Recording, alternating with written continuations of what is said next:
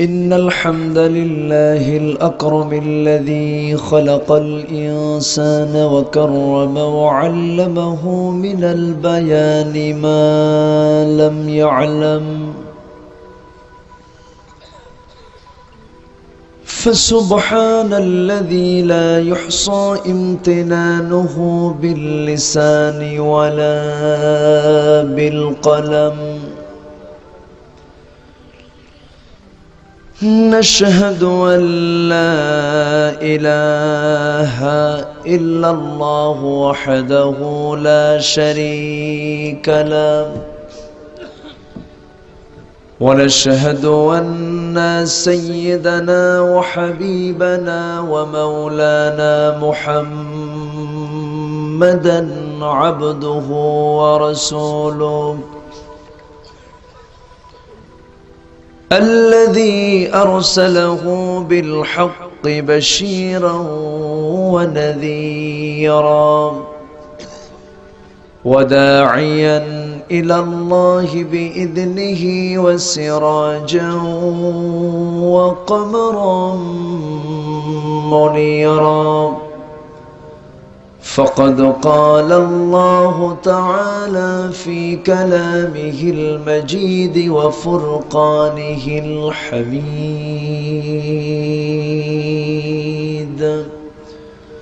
أعوذ بالله من الشيطان الرجيم. بسم الله الرحمن الرحيم.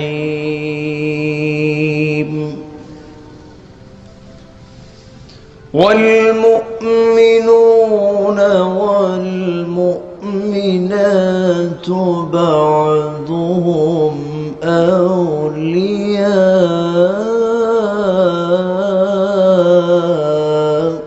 بعض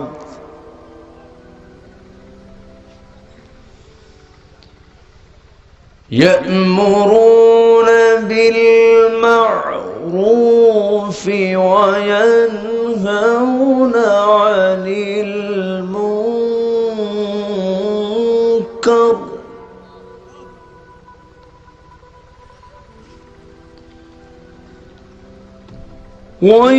ويقيمون الصلاة ويؤتون الزكاة ويطيعون الله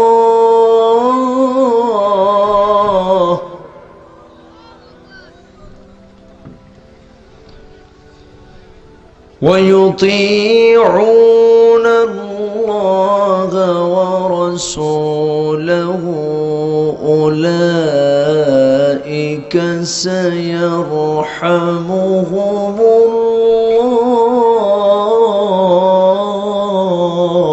الله.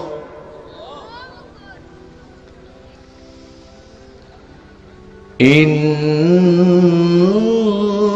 الله عزيز حكيم. اللهم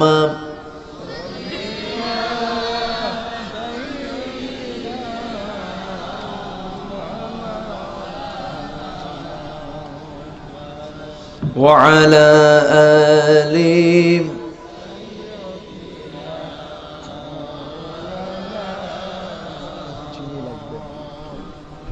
একটু মোহাব্বত দিয়ে নবীর প্রেমে মাতোয়ারা হয়ে জবান খুলে উচ্চ আওয়াজে সবাই বলুন আল্লাহুম্মা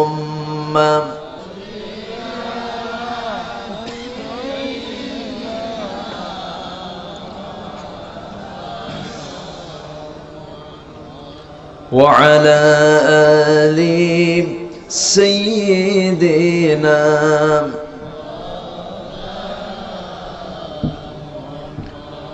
যে মানুষ মানুষের বেদনায় কেঁদেছিলেন জীবন মদিনায়, সেই মাটি সেই মানুষ যদি এত সুন্দর না জানি তাহলে তুমি কত সুন্দর, কত সুন্দর। আল্লাহুম্মা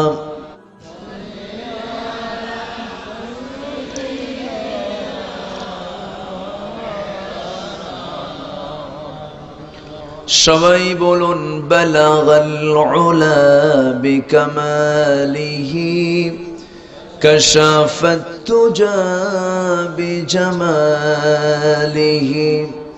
হাসুনাত জামিউ খিসালিহি সাল্লু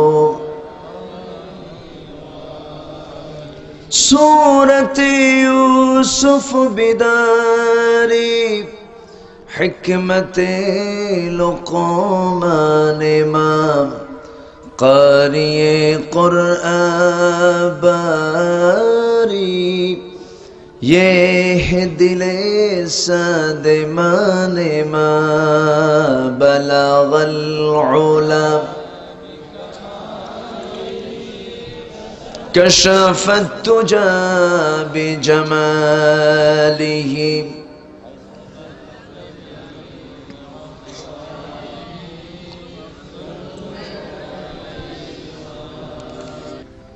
সিলেট জেলার বিশ্বনাথ উপজেলার কোনারাই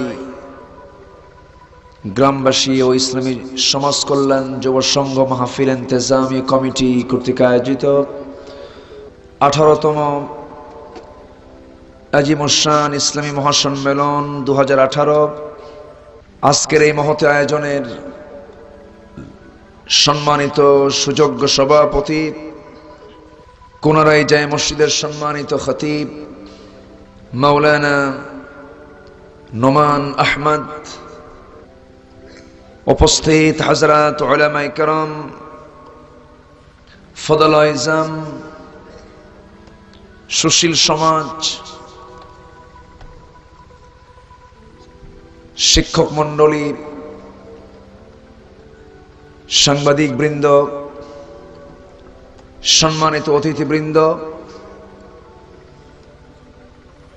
সামনে উপস্থিত দূরে ও কাছের বিভিন্ন স্থান থেকে ছুটে আসা কোরআন পাগল, ইসলাম প্রেমিক, তাওহীদের পতাকাবাহী, কালেমার ঝান্ডাবাহী, দ্বীন ইসলামের নরসারদুল বীর মুজাহিদ, প্রাণ প্রিয় সম্মানিত দ্বীনি ভাইরা, আড়ালে বসে আছেন এলাকার সম্মানিতা শ্রদ্ধেয়া সর্বগুণে গুণান্বিতা আমার মা বোনেরা, আলোচনার সূচনায় আনুষ্ঠানিকতার মধ্য দিয়ে আমার পক্ষ থেকে আবারও দিল খোলা সালাম, আসসালামু আলাইকুম ওয়া রাহমাতুল্লাহি তাআলা ওয়া বারাকাতুহু। সবাই কেমন আছেন? ভালো থেকে সুস্থ থেকে সারাদিনের কর্মে ব্যস্ততায় দিন পাড়ি দিয়ে রাতের আরামের শয্যা ত্যাগ করে যিনি আমাকে আপনাকে এমন একটি সুন্দর স্থানে, যেখানে বসলে গুনাহ মাফ হতে থাকে, এমন একটি বরকতপূর্ণ জায়গায় যিনি আমাকে আসার বসার তৌফিক দিলেন, শুকর আদায় করি। মুহাব্বাতান জোরালো কণ্ঠে বলে উঠছে আলহামদুলিল্লাহ। আবারও বলছে আলহামদুলিল্লাহ। সবাই বলুন আল্লাহুম্মা ইন্নী আসআলুকা আল হুদা ওয়াত তুকা ওয়াল আফাফ ওয়াল গিনা। সবাই বলুন আল্লাহুম্মা লাকা আসলামতু ওয়া বিকা আমানতু ওয়া আলাইকা তাওয়াক্কালতু ওয়া ইলাইকা আনাবতু। আমরা আল্লাহ তাআলার শুকর আদায় করে নিলাম। সম্মানিত হাজিরিন, আমি আলোচনার সূচনায় সর্বকালের সর্বযুগের সর্বশ্রেষ্ঠ ঐশী গ্রন্থ এবং সর্বশেষ কিতাব মুকাম্মেল নিজামে হায়া, complete and balanced code of life, আসমানি গ্রন্থ আল কুরআনুল কারীমের সূরাতুত তাওবা থেকে একটি আয়াত আমি তেলাওয়াত করেছি। আয়াত নাম্বার হলো ৭১। দেশ স্বাধীন হয়েছে কোন সালে? সংখ্যাটা মনে থাকারই কথা। সম্মানিত উপস্থিতি, আসুন আমরা আলোচনার দিকে চলে যাই। আজকে কিন্তু এই মাহফিলটা হতোই না যদি এই কোরআন না থাকতো, তাই না? কোরআন আছে বলেই তো মাহফিলটা হচ্ছে। কোরআন আল্লাহ পাক যদি না দিতেন, আমি আপনিও আমার আল্লাহকে খুঁজে পেতাম না, আমার রবকে খুঁজে পেতাম না। আমার রবকে খুঁজে পেয়েছি কোন কিতাবের মধ্য দিয়া? কোরআনের মধ্য দিয়ে। আমাকে সৃষ্টি কে করেছেন? আসতে বলবেন না, কে করেছেন? আল্লাহ পাক করেছেন। সে আল্লাহ রাব্বুল আলামিন সূরা রহমানের ভিতরে নিজের পরিচয়, নিজের সিফাত, নাম, নিজের গুণবাচক নাম প্রয়োগ করে মহান রব্বুল আলামিন বলছেন, আর রহমান আল্লামাল কুরআন খালাকাল ইনসানা আল্লামাহুল বায়ান। তিনি রহমান, যিনি দয়ালু বান্দাকে কোরআন শিক্ষা দিয়েছেন। কোরআন শিক্ষা দিয়েছেন কে? আল্লাহ। যদি কোরআন না দিতেন আল্লাহকে চিনতে পারতাম না। আবার সেই কিতাবটা আল্লাহ রাব্বুল আলামিন পৃথিবীর সকল মানব গোষ্ঠীর জন্য, মানব মণ্ডলীর জন্য, সকল ভাষার মানুষের জন্য ব্যালেন্স করে দিয়েছেন, সহজ করে দিয়েছেন। আল্লাহ নিজে বলছেন, ও বান্দা, আমি তোমার জন্য কোরআনটাকে কত সহজ করেছি দেখো। ওয়ালাকাদ ইয়াসসারনাল কুরআনা লিযিকরি ফাহাল মিন মুত্তাকির। বান্দা, আমি তোমার জন্য কোরআনকে খুব সহজ করে দিয়েছি, সহজ থেকে সহজতর করেছি। গোটা পৃথিবীর সকল জিহ্বা, গোটা পৃথিবীর প্রত্যেকটা মানুষ যে ভাষারই হোক না কেন, কোরআনটা অতি সহজেই সে আয়ত্তে আনতে পারে। জোরে বলি সুবহানাল্লাহ। সবার জন্য এই কিতাবকে আল্লাহ পাক সহজ করে দিয়েছেন। কেন দিয়েছেন? যেন সে তার রবকে চিনতে পারে। তার আসার পৃথিবীতে কি উদ্দেশ্য, সে পৃথিবীতে কেন আসলো, সে আসলোই বা কেন, আবার কোথায় যাবে, তার অবস্থা কোথায় থাকবে, সে কোথায় তার ঠিকানা হবে, সব কিছু আল্লাহ পাক এই কিতাবের মধ্যে দিয়েছেন। শুধু তাই নয়, এই মানবিক জীবনে, এই দুনিয়ার জীবনে একটা মানুষের জন্য যা কিছু প্রয়োজন, সকল চাহিদার, সকল সাইডের পূর্ণাঙ্গতা পেতে, সকল চাহিদা মেটাতে সক্ষম হচ্ছে এই কিতাব। আপনি এটাকে যেখানে দিয়ে দেন সেখানেই ফিট। আলহামদুলিল্লাহ। আপনি দিয়ে দিবেন সায়েন্সের গবেষণাগারে, কোরআনটা দিয়ে দিবেন, বাস সেখানে ফিট হয়ে যাবে। কোরআন সেখানে কথা বলবে। দিয়ে দেব আমি সচিবালয়ে, সচিবালয় চলতে পারবে। দিয়ে দেব আমি, মনে করুন হাইকোর্টে, কোরআনটা আমি দিয়ে দিলাম, হাইকোর্টও কোরআন চালাতে পারবে। সন্দেহ লাগে নাকি আপনার? সন্দেহ লাগে? আচ্ছা, কোরআনটাকে আমি দিয়ে দেব পার্লামেন্টে, পার্লামেন্ট চালাতে পারবে না? পারবে। কিন্তু কোরআনটাকে শুধু আমরা চালু রেখেছি নামাজের ভিতরে, মসজিদের মধ্যে। আসতে কোন কেন? তাহলে যে কোরআন দিয়ে সচিবালয় চলতে পারে, যে কোরআন দিয়ে হাইকোর্ট চলতে পারে, যে কোরআন দিয়ে একটি গবেষণাগার চলতে পারে, সেই কোরআন দিয়ে পার্লামেন্টও চলতে পারে, কিন্তু সেই কোরআনকে আজকে আমরা কেন শুধুমাত্র নামাজের মধ্যে সীমাবদ্ধ রেখেছি? এর মূল কারণ হলো, এর পেছনে রয়েছে পশ্চিমাদের, ইহুদি খ্রিস্টানদের একটি অন্য ধরনের ষড়যন্ত্র। আসতে কবেন না, জোরে কোন ঠিক কিনা? তারা শুধু নামাজের মধ্যে কোরআনটাকে রেখে দিয়ে সব জায়গায় চালু রেখেছে তাদের আইন, তাদের বিধান, তাদের সিস্টেম, তাদের সংস্কৃতি, তাদের কৃষ্টি কালচার, সব তাদের চালু রেখেছে। কিন্তু কোরআন শুধু ধর্মীয় কাজ সম্পন্ন হবে না, কোরআন দিয়ে সকল কাজ সম্পন্ন হবে, এমন যোগ্যতা এই কিতাবের আছে না নাই? আসতে বলবেন না, আছে না নাই? আছে। আল্লাহ পাক সব দিয়েছেন এর মধ্যে। আমার বন্ধুগণ, এই বিষয়টা আজকে অনেকেই মেনে নিতে চান না, গ্রহণ করতে চান না।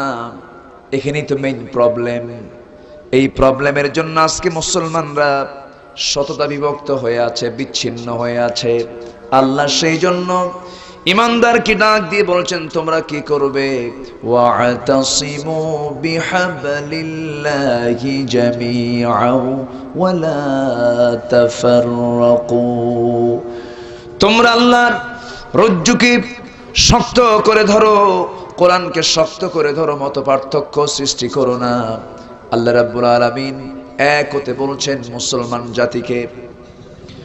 অন্য জায়গায় আল্লাহ রাব্বুল আলামিন বান্দাকে ডাক দিয়ে বলছেন, ওয়ালতাকুম মিনকুম উম্মাতুন ইয়াদউনা ইলাল খায়র ওয়া ইয়া'মুরুনা বিল মা'রুফি ওয়া ইয়ানহাউনা আনিল মুনকার। তোমাদের মধ্যে অবশ্যই একটা সম্মিলিত মজবুত একটা টিম থাকা দরকার, দল থাকা দরকার। কে বলছেন? একটু জোরে বলুন। আল্লাহ। কে বলছেন এটা? আল্লাহ বলছেন। সেই টিমটা কি করবে? সম্মিলিতভাবে একত্রিত হয়ে তারা কি করবে? সৎ কাজের আদেশ দেবে, অসৎ কাজের বাধা প্রদান করবে। এটা হচ্ছে ইমানদারের কাজ, মুসলমানের কাজ। আল্লাহ রাব্বুল আলামিন এই দায়িত্ব দিয়েছেন আমাকে আপনাকে। কে দিয়েছেন? আল্লাহ পাক দিয়েছেন, আমাকে আপনাকে দিয়েছেন। কিন্তু আজকে সেই একতার অভাব, ঐক্যের অভাব, ভ্রাতৃত্বের অভাবের কারণে আজকে আমরা সৎ কাজের আদেশ দিতে পারছি না শক্তভাবে, অসৎ কাজের বাধাও দিতে পারছি না শক্তভাবে। এই যে আজকে 19 তারিখ ফেব্রুয়ারি চলে যাচ্ছে, 14 তারিখ এত সুন্দর একটা দিবস পালন হলো, খুব বরকত দিবস, তাই না? 14 ফেব্রুয়ারি ভ্যালেন্টাইন। আজকে ভালোবাসা শব্দটাকে কলঙ্কিত করা হয়েছে। ইসলামই তো ভালোবাসা শিখায়, ঠিক কিনা? ইসলাম ছাড়া যেগুলো আছে সের মধ্যে কি ভালোবাসা আছে? নেই। ভালোবাসার জন্য তো নির্দিষ্ট দিন দরকার নাই আমাদের। আমাদের ভালোবাসা 24 ঘন্টা, আমাদের ভালোবাসা 365 দিনের প্রত্যেকটা মুহূর্তই। যাদের সারা বছর ভালোবাসা হয় না তারা ওই দিনটা পালন করে, কিন্তু আমাদের জন্য নির্দিষ্ট কোনো দিন দরকার নেই। আমাদের ভালোবাসা 24 ঘন্টা 365 দিনই। সে ভালোবাসা কিসের ভালোবাসা? আল্লাহর প্রতি ভালোবাসা, নবীর প্রতি ভালোবাসা, দ্বীনি ভালোবাসা, বাপ মার প্রতি ভালোবাসা, সন্তানদের প্রতি মোহাব্বত, ভালোবাসা, স্বামী স্ত্রীর প্রতি মোহাব্বত, মানুষ মানুষের প্রতি মোহাব্বত, এগুলো হচ্ছে ভালোবাসা। কিন্তু 14 ফেব্রুয়ারি যে ভালোবাসা হয় সেটা কি সেই ভালোবাসা নাকি? মাশাআল্লাহ, 14 ফেব্রুয়ারি বিকেল বেলা শাহবাগের মোড়ে ফুল বিক্রি হয়েছে 12 কোটি টাকার। আলহামদুলিল্লাহ। একটা কিছু কবেন তো, 12 কোটি টাকার ফুল যে বিক্রি হলো, সেই ফুল কিনলো কারা আর দিল কারে? যদি এটার জন্য তদন্ত কমিটি হয় তাহলে বের হয়ে আসবে স্বামী তার স্ত্রীকে, স্ত্রী তার স্বামীকে বেশি দিয়েছে, না কারা কাকে বেশি দিয়েছে, মগা মগিকে দিয়েছে, টনা টনিকে দিয়েছে, ঠিক কিনা? আসতে কাবার নজরে কোন, ঠিক কিনা? আচ্ছা, সম্মানিত ভাইয়েরা, সম্মানিত বন্ধুগণ, তাহলে এই যে অনইসলামিক চর্চাগুলো হচ্ছে,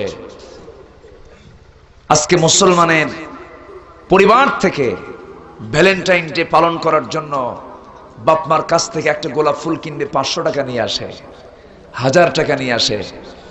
এই যে অপসংস্কৃতি, এটাকে রিসিভ করছে আজকে মুসলমান।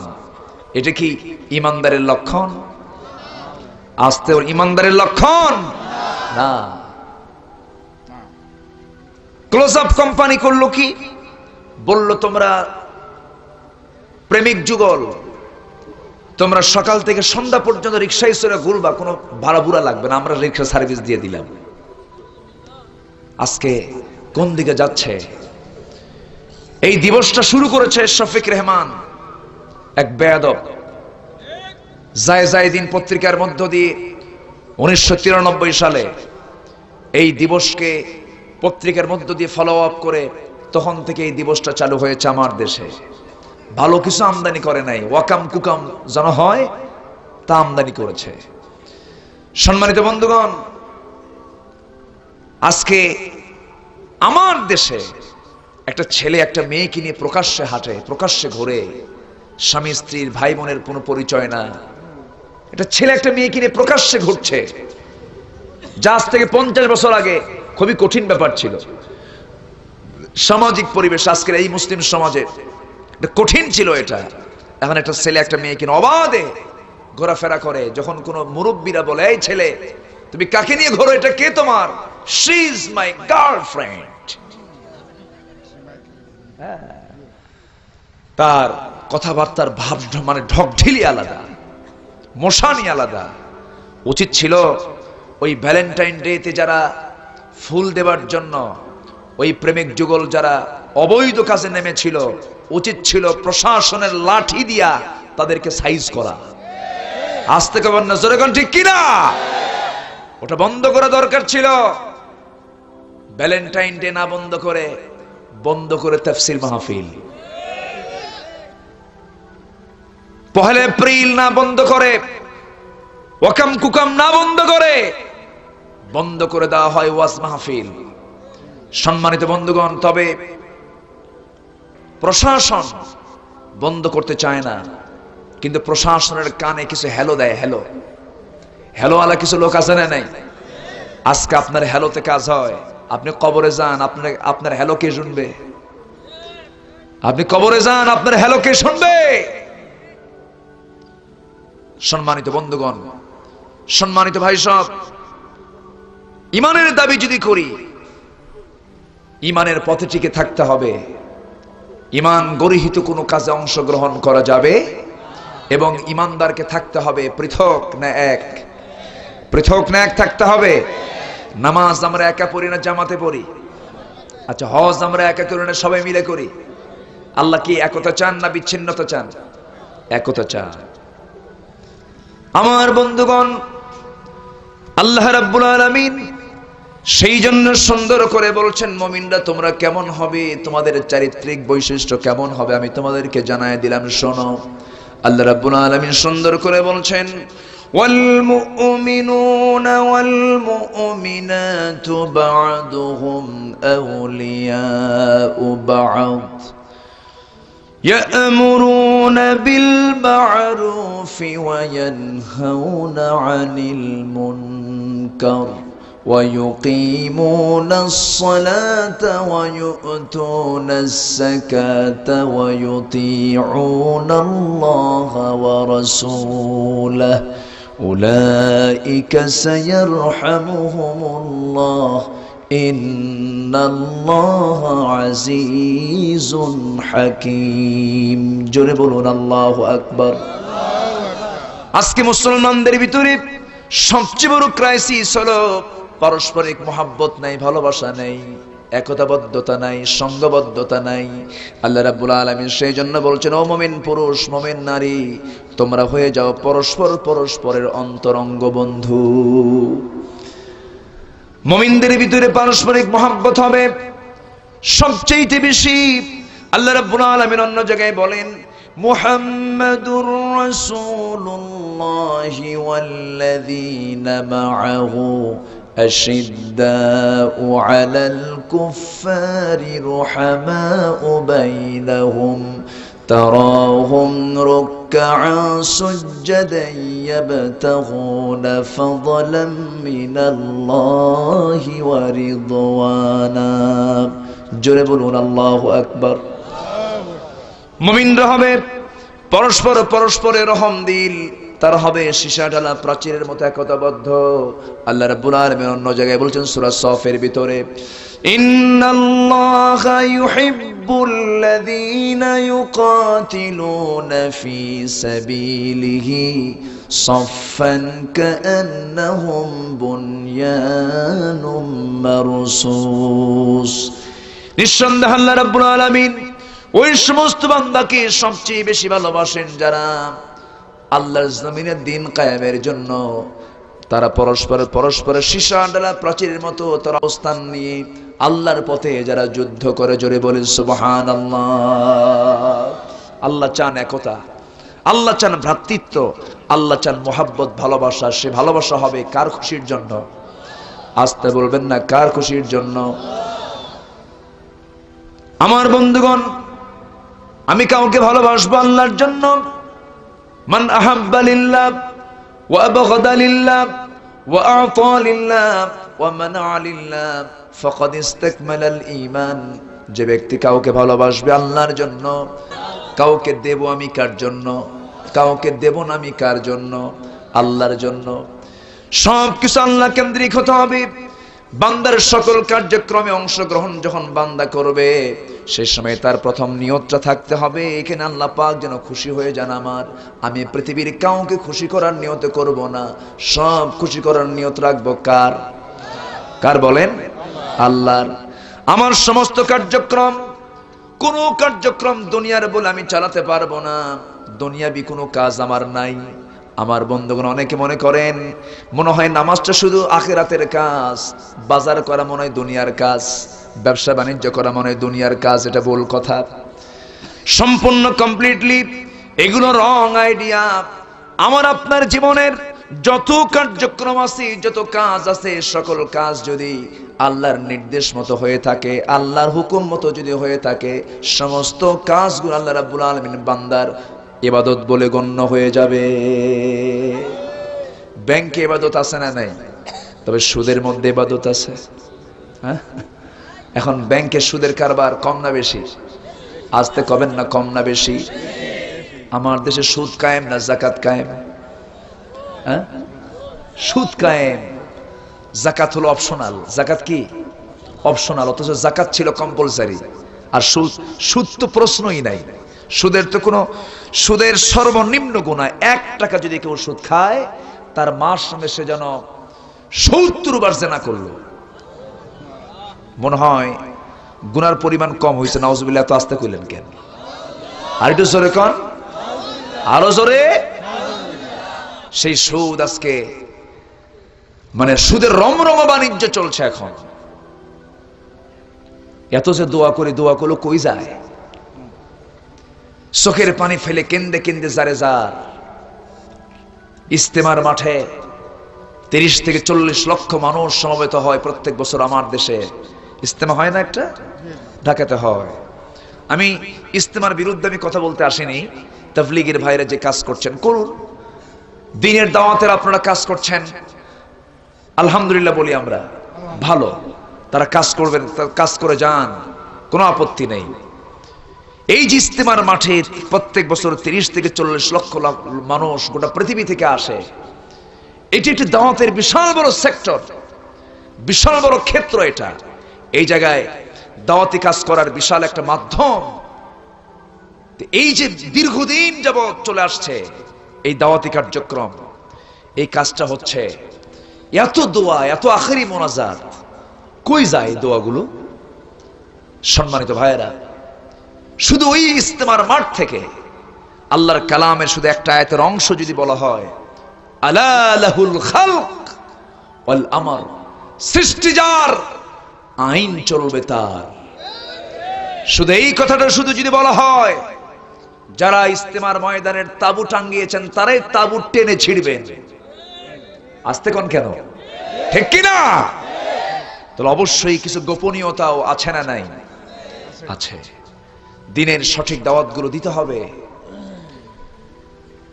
আমার নবীজির দাওয়াতের প্রতিক্রিয়া কি? রাসূল দাওয়াত দিলেন, কাফের শিবিরে, কুরাইশদের শিবিরে ত্রাস সৃষ্টি হয়ে গেল। আবু জেহেল, উতবা, সাইবা সব জরুরি বৈঠকে বসে গেল। কি বৈঠকে? প্রেসিডিয়াম সদস্যরা। আবু জেহেলের প্রেসিডিয়াম সদস্য সব বসে গেছে জরুরি বৈঠকে। মুহাম্মদ তো এমন ভাবে আসতেছে, এই তো সব বন্ধ করে ফেলবে। আমার নবীজির দাওয়াতি কার্যক্রম কি ছিল? যে দাওয়াতের মধ্য দিয়ে বাতিল দুর্গতি আঘাত এনেছিলেন। আমি সুদ খাবো না, কাউকে সুদ খেতে দেব না। আমি চুরি করব না, কাউকে চুরি করতে দেব না। আমি ডাকাতি করব না, কাউকে ডাকাতি করতে দেব না। এই জাতীয় যদি দাওয়াতে কাজ হয়, অবশ্যই বাতিল শক্তিকে আপনার চেনার দরকার নাই, বাতিল শক্তি আপনাকে এমনি চিনে নেবে। আমার কথা কি বোঝা গেল? আমার বন্ধুগণ, একটু কান লাগান। আমরা ক্ষণিকের দুনিয়া এসেছি, যে কোনো মুহূর্তে দুনিয়া থেকে বিদায় হয়ে যাব। দুনিয়া তো এমন একটা সময়, রাসূল বলেছেন, যখন সকাল পাবে সন্ধ্যার অপেক্ষা করবে না, যখন সন্ধ্যা পাবে সকালের অপেক্ষা করবে না। ইযা আসবাহতা ফালা তানতাযিরিল মাসা ওয়া ইযা আমসাইতা ফালা তানতাযিরিস সাবাহ। সকাল যখন পাবে সন্ধ্যার অপেক্ষা করবে না, সন্ধ্যা যখন পাবে সকালের অপেক্ষা করবে না। কখন দুনিয়া থেকে তুমি চলে যাবে তুমি বলতেও পারবে না। এই জন্য আল্লাহ রাব্বুল আলামিন বান্দাকে বলছেন, শোনো, সময়টাকে কাজে লাগাও, আমার পথে ফিরে আসো। আল্লাহ ফিরে আসার জন্য একটা সূরা দিয়ে দিলেন, সূরাতুত তাওবা। সেখান থেকে আমি কথা বলছি একটা আয়াতকে সামনে রেখে। আমরা ফিরে আসবো কার পথে? আমরা গুনাহ করে ফেলেছি, মাফ চাইলে মাফ করে দিবেন কে? আসতে বলবেন না, কে মাফ করে দিবেন? মাফ করার যোগ্যতা কার? আমার বন্ধুগণ, একটু যদি চোখ বন্ধ করি, নিজেকে প্রশ্ন করি, প্রশ্ন করার জন্য আল্লাহ রাব্বুল আলামিন আমাকে বিবেক দিয়েছেন, জ্ঞান দিয়েছেন, দেননি? দিয়েছেন। দেখার জন্য দিয়েছেন চোখ, শোনার জন্য দিয়েছেন কান। আল্লাহ পাক সকল জ্ঞান, বুদ্ধি, বিবেক দিয়েছেন। আবার মানুষকে যা দিয়েছেন পৃথিবীর কাউকে তা দেননি। মানুষকে সবচেয়ে সুন্দর করে সৃষ্টি করেছেন কে? সকল সৃষ্টির মাঝে সুন্দর সৃষ্টি হলো মানুষ। আল্লাহ রাব্বুল আলামিন বলেন, লাকাদ খালাকনাল ইনসানা ফি আহসানি তাকওয়িম। আমি মানুষকে সবচেয়ে সুন্দর করে সৃষ্টি করেছি। মানুষকে যা দিয়েছি পৃথিবীর কাউকে তা দেই নাই। কিন্তু শক্তির দিক থেকে আমার চেয়ে শক্তিশালী প্রাণী আছে না নাই? জলভাগের ভিতরে তিমি আছে, স্থলভাগের ভিতরে হাতি আছে। হাতির ওজন বেশি না আমার ওজন বেশি? বলেন বলেন, আমার শক্তি বেশি না হাতির শক্তি বেশি? কিন্তু হাতির উপরে মানুষ চড়ে না মানুষের উপরে হাতি চড়ে? হাতির উপরে মানুষ চড়ে কি দিয়া? শক্তি দিয়া। কি দিয়া? বুদ্ধি দিয়া, জ্ঞান দিয়া। হাতির উপরে মানুষ চড়ে আর বলে, এই যা, সামনে আগা, যা কয় তাই শোনে। হাতি মনে মনে কয়, তুই তো মানুষ বেটা, মানুষ যদি না হইতে তোর মতো সলির মধ্যে 10টা শুধু পায়ের তলে রাখতাম, বেলের মতো পটপট করে ফাটতো। আল্লাহু আকবার বলেন। আল্লাহ পাক মানুষকে কত সম্মান দিয়েছেন। সেই মানুষ ভালোকে ভালো বলতে পারে না, আজকে মন্দকে মন্দ বলা ভুলে গেছে। আচ্ছা, গুরুর সামনে যদি কোনো ছেলে মেয়ে, গরুর সামনে যদি কোনো ছেলে মেয়ে যদি জেনার কাজ করে, গরুকে কবে বেয়াদব, কি করে সেগুলো বলবে? কেন বলবে না? ওর মধ্যে সেই বিবেক, সেই বোধশক্তি নেই। আজকে আমি মানুষ, আমার চোখের সামনে, আমার চোখের সামনে একটা ছেলে একটা মেয়েকে অবাধে সকাল থেকে সন্ধ্যা পর্যন্ত জেনার কাজ করছে, অবাধে তারা নোংরামি করছে। আমি চুপ মেরে চেয়ে আছি।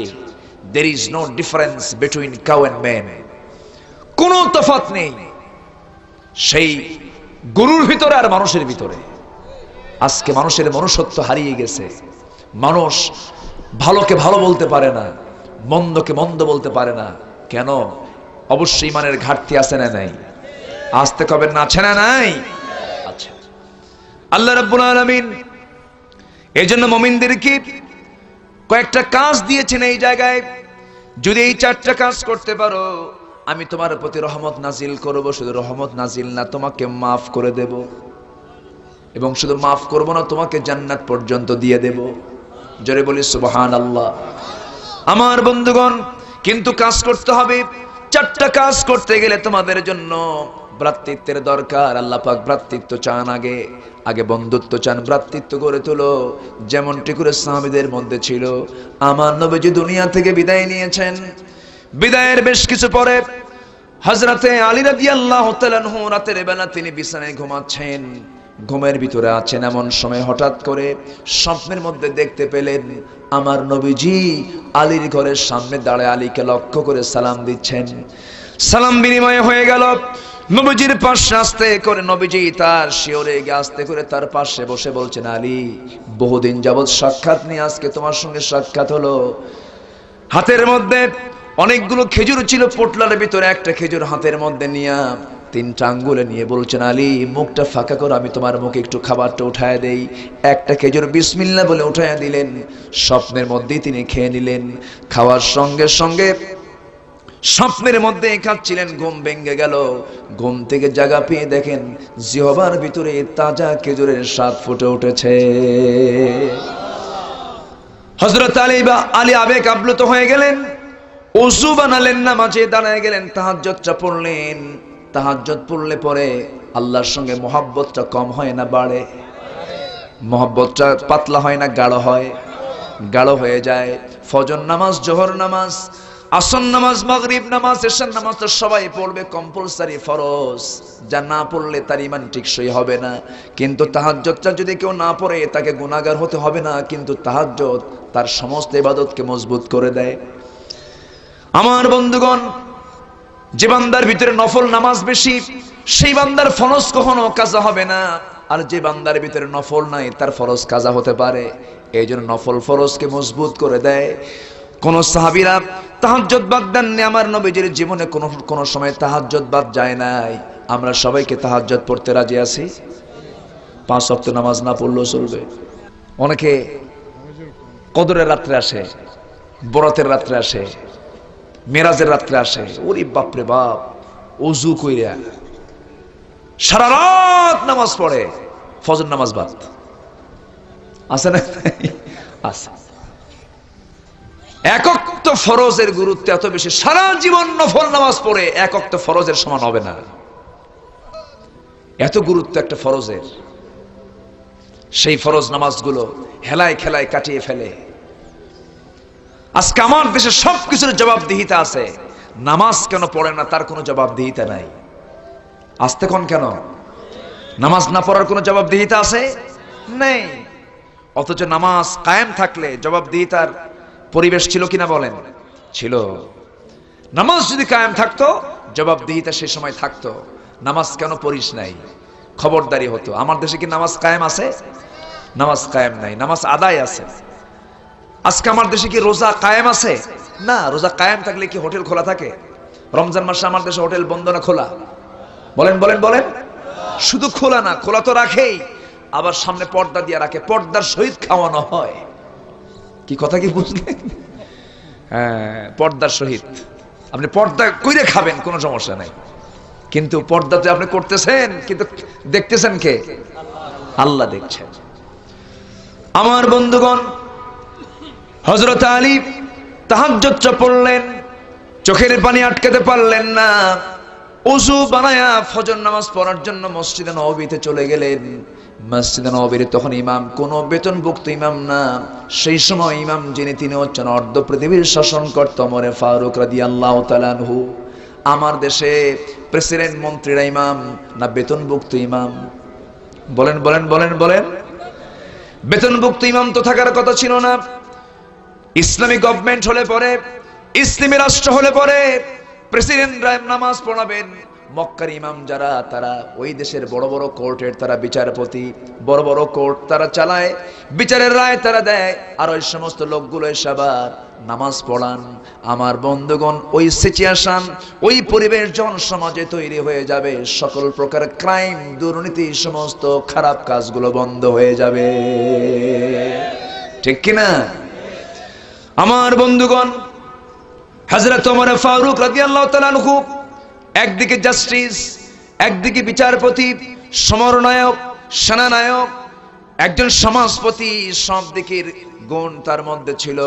আবার তিনি নামাজও পড়াচ্ছেন, ফজরের নামাজ। নামাজ তিনি পড়ালেন, হযরত আলী তার পিছনে ইক্তেদা করলেন। তৃতীয় রাকাতে তিনি নামাজ আদায় করছেন। নামাজ যখন শুরু হয়ে গেছে, শেষ হয়ে গেল, সালাম ফেরার সঙ্গে সঙ্গে হযরত ওমর ফারুক কাউকে কোনো দায়িত্ব দিলেন না। তিনি দেখতে পেলেন কে যেন এক টোপলা খেজুর হাদিয়া স্বরূপ নিয়ে আসছে, নিজেই চলে গেলেন, খেজুরের টোপলা হাতের মধ্যে নিয়ে নিজেই বিতরণ করা শুরু করলেন। প্রথম কাতারে সবার হাতে হাতে 2-3টা করে খেজুর দিয়ে যান। দ্বিতীয় কাতারে তাই করলেন। তৃতীয় কাতারে সবার হাতে হাতে 2-3টা করে খেজুর দিলেন। আলীর সামনে যখন আসলেন, আলীর আগের জনকে 2-3টা করে খেজুর দিয়েছেন। আলীর সামনে দাঁড়িয়ে হাতে খেজুর না দিয়ে বলছেন, আলী রে মুখটা ফাঁকা করো। তিনি মুখটা ফাঁকা করলেন। 3টা আঙ্গুলে অনেকগুলো খেজুর থেকে একটা খেজুর নিয়ে তার মুখের মধ্যে বিসমিল্লাহ বলে উঠায়া দিলেন। আলী তা খাচ্ছেন আর বলছেন, আমিরুল মুমিনিন আরো তো খেজুর আছে, আপনি আমাকে একটা খেজুর তাও মুখে তুলে দিলেন কেন? ওমর ফারুক চোখের পানি মুছতে মুছতে বলছেন, ভাই আলী, গত রাত্রে আমার নবীজি যদি একটার বেশি 2টা খেজুর খাওয়ায়া দিতেন আমি তোমাকে তাই খাওয়ায়া দিতাম। মানে তাদের স্বপ্ন পর্যন্ত এক হয়ে গেছে, স্বপ্ন পর্যন্ত তাদের এক হয়ে গেছে। কি তাদের গভীর গভীর গভীর গভীর সম্পর্ক তাদের মাঝে ছিল। সেই ভ্রাতৃত্ব আজকে চলে গেছে। আজকে মুসলমান মার খায়, আরেক মুসলমান হাসে। আজকে মুসলমান নির্যাতিত হয়, আরেক মুসলমান চুপ করে বসে থাকে। এটা হচ্ছে মুমিনের লক্ষণ না মুনাফিকের লক্ষণ? বলেন কিসের লক্ষণ? মুনাফিকের লক্ষণ। আলেমরা নির্যাতিত হয়, আরেকজন মিষ্টি খায় আর কয় দোষ তো আছেই।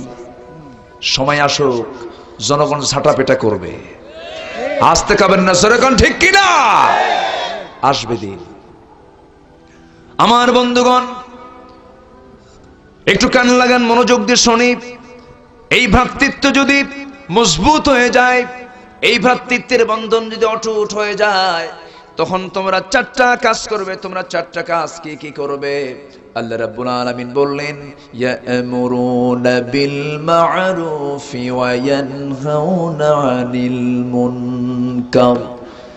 তোমরা কি করবে? সৎ কাজের আদেশ দেবে, অসৎ কাজের বাধা প্রদান করবে। এই কাজটা করতে গেলে একা দরকার না, সবাই মিলে দরকার। একটা টিম দরকার, একটা পার্টি দরকার।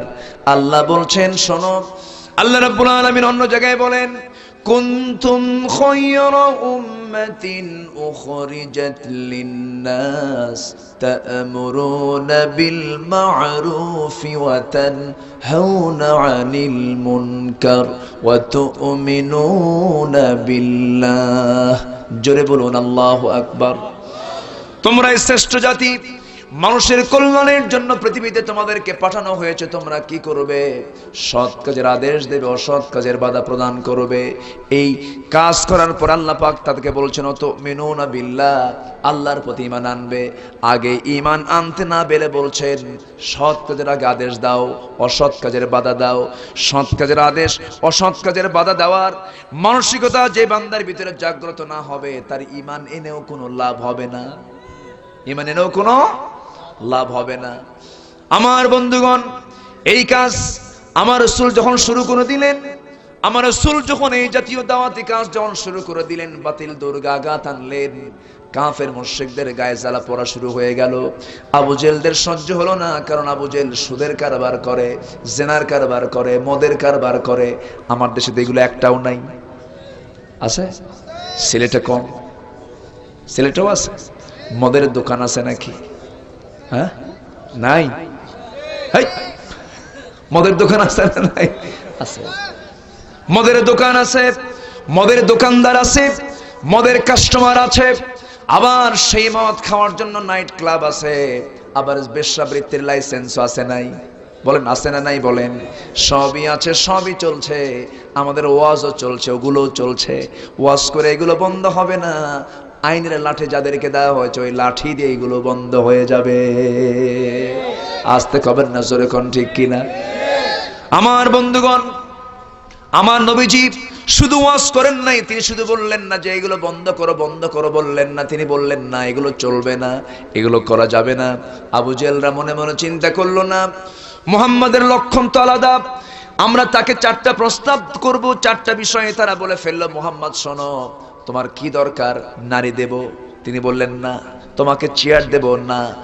তুমি কি চাও? তোমাকে চেয়ার দেব, নারী দেব? না। তোমাকে মক্কার আমরা সমাজের সমস্ত লোকজন চাঁদা তুলে তোমাকে 1 নাম্বার ধনী বানায় দেব না, তাও আমি চাবো না। তুমি কি চাও এবার বলা হলো। তুমি যদি এগুলো না চাও, তুমি এগুলো কিসের জন্য করো? তিনি বলছেন না, এগুলো আমি অন্য কারো খুশির জন্য করি না, এগুলো আল্লাহ পাক আমাকে অর্ডার করেছেন, এগুলোর বিরুদ্ধে কথা বলতে হবে। তখন আবু জেহলরা বলল, মুহাম্মদ পাগল হয়ে গেছে। যেরকম নাউজুবিল্লাহ, কি হয়ে গেছে? পাগল বলে গালাগাল শুরু করে দিল, কবি বলে গালি দিল, গণক বলে গালি দিল, জাদুঘর বলে গালি দিল, বিভিন্ন ভাবে রাসূলকে অ্যাটাক করা শুরু করলো। কিন্তু আমার নবীজি তার কাছ থেকে নিজেকে গুটিয়ে রাখলেন না, তিনি কাজ চালিয়ে যেতে লাগলেন। আমার নবীজির সাহাবীদেরকে ধরে ধরে মারা হলো, নির্যাতন করা হলো। এখনো আছে না নাই বলেন? এখনো আছে। আমার বন্ধুগণ, যেখানে ভাই সেখানেই মারে, চট থাপ্পড় কিল ঘুষি সব মেরে মেরে রিমান্ডে নিয়ে হাত পা কেটে ফেলে দেয়, চোখটা তুলে ফেলে দেয়, এমনকি টুকরো টুকরো করে মুরগি রানের মতো 2 টুকরা করে দুনিয়া থেকে বিদায় করে দেয়। মক্কা জিন্দেগীর সাহাবীরা এত কষ্ট স্বীকার করলেন, শেষ পর্যন্ত হিজরত করতে বাধ্য হয়েছেন সাহাবায়ে কেরাম। আমার নবীও টিকতে পারলেন না। একজন সাহাবী আল্লাহর কালাম তেলাওয়াত করছেন আল্লাহর ঘরের সামনে সুমধুর কণ্ঠে। আল্লাহ পাক তাকে সুন্দর কণ্ঠ তাকে দান করেছিলেন। এত সুন্দর করে কোরআন শরীফ যখন তিনি তেলাওয়াত করছিলেন, এমন সময় সমস্ত কুরাইশরা তন্ময় চিত্তে মনোযোগ দিয়ে তার চতুর্পার্শ্বে তারা দাঁড়িয়ে গেছে, কোরআন শুনতেছে। জীবনে বহু কথা শুনেছি, এমন সুন্দর কথা তো জীবনে শুনি নাই। সবাই যখন অপলক চিত্তে অপলক ভাবে যখন তারা শুনতেছিল, মনোযোগ দিয়ে যখন শুনতেছিল, এমন শোনার দৃশ্য আবু জেহেলের চোখে যখন পড়ে গেল, আবু জেহেল মনে মনে চিন্তা করলো, কোরআন শরীফের যে আশ্চর্যতা, কোরআন শরীফের যে সৌন্দর্যতা, এই সৌন্দর্য যদি কুরাইশদের কানে যদি চলে যায়, আমি আবু জেহেল, আমার নেতৃত্ব চলে যাবে। সে সামনে অগ্নিশর্মা হয়ে গিয়ে আসলো, সবাইকে ছত্রভঙ্গ করে দিয়া সেই সাহাবী যুবক আব্দুল্লাহর হাত চেপে ধরে বলছে, আব্দুল্লাহ, তুই এই কালেমা, তুই কোরআন শরীফ তোকে কে পড়তে বলেছে, কে অর্ডার দিয়েছে? আমি তো মক্কার সিটি মেয়র। তখন মক্কার সিটি মেয়র হচ্ছে আবু জেহেল। মক্কার সিটি মেয়র কে? বলেন বলেন বলেন। এখনো সিটি মেয়র আছে না? তখন মক্কার সিটি মেয়র ছিল আবু জেহেল। নির্বাচন ছাড়া হয়েছিল।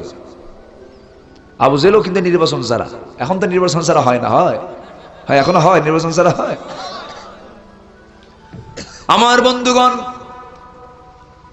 আবু জেহেল বলল, আমার অনুমতি ছাড়া তোকে কোরআন শরীফ তেলাওয়াত করতে কে বলল?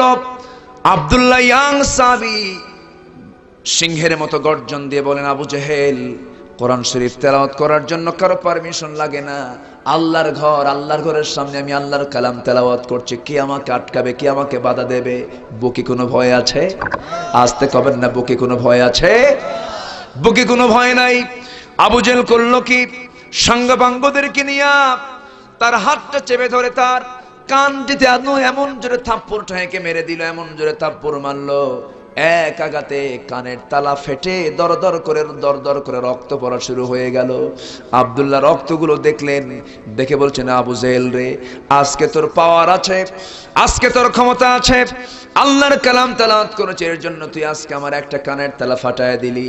আমারও যদি কোনোদিন সুযোগ চলে আসে, আমি তোর একটা নয় দুইটা কানের তালা ফাটায় দেব। এমন শক্তিশালী একটা আলটিমেটাম তিনি দিয়ে আসলেন। আবু জেহেল তাকায় আছে, এর তো কোনো ভয় নাই। আব্দুল্লাহ চলে আসেন নবীর সামনে। আমার নবীর সামনে যখন দাঁড়িয়ে আছেন হাতে কান দিয়া, আমার রাসূল বলছেন, আব্দুল্লাহ, তোমার কানে কি হয়েছে? হুজুর, আল্লাহর কালাম তেলাওয়াত করেছি, আবু জেহেল আমার কানের তালা ফাটায় দিয়েছে। আমার নবীজি রক্তের দিকে তাকায়া চোখের পানি আটকাতে না পেরে আল্লাহকে বলছেন, আয় আল্লাহ তাআলা, আমার আব্দুল্লাহর নেক মাকসুদকে তুমি আল্লাহ দয়া করে মঞ্জুর করে নাও। আব্দুল্লাহ বলছেন, হুজুর, আমাকে কানের তালা ফাটায় দিল। রাসূল বলছেন, শোনো, চিন্তা করো না, কান যখন রক্ত জমিনে পড়েছে, ধৈর্য ধরো, এই জমিনটা ইসলামের জন্য কবুল হয়ে গেছে। জোরে কোন সুবহানাল্লাহ।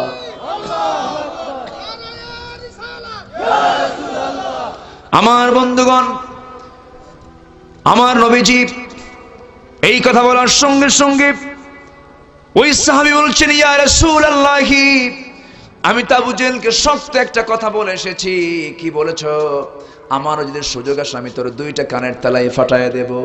আমার নবীজি 2টা হাত উঁচু করে আল্লাহর দরবারে দোয়া করে বলছেন, আল্লাহ তাআলা, আমার আব্দুল্লাহর নেক মাকসুদকে, নেক আশাকে তুমি আল্লাহ দয়া করে মঞ্জুর করে নাও। আমার নবীর দোয়া মিস না কবুল? আসতে বলবেন না, মিস না কবুল? নবীর চাইতে দেরি হতো, কিন্তু নবীজির পেতে দেরি হতো না।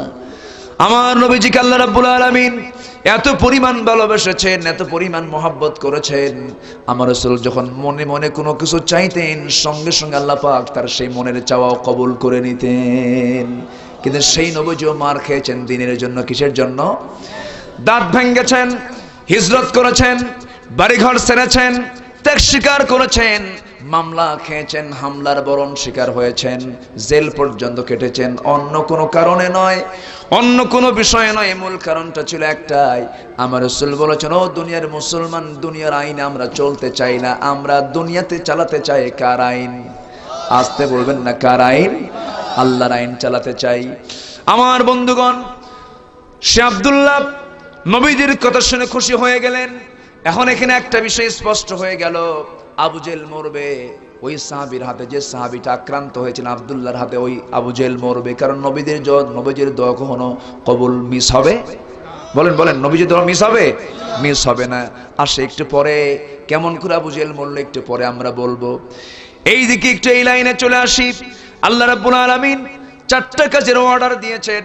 সৎ কাজের আদেশ দাও, অসৎ কাজের বাধা প্রদান করো।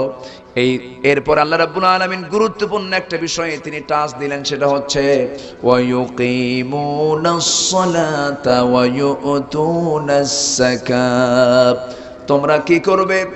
মুমিনরা পরস্পর সবাই মিলে তারা কি করবে? নামাজ কায়েম করবে, যাকাত আদায় করবে। নামাজ আছে যেখানে যাকাত আছে, যাকাত আছে। নামাজ নাই যেখানে, যাকাত নাই সেখানে।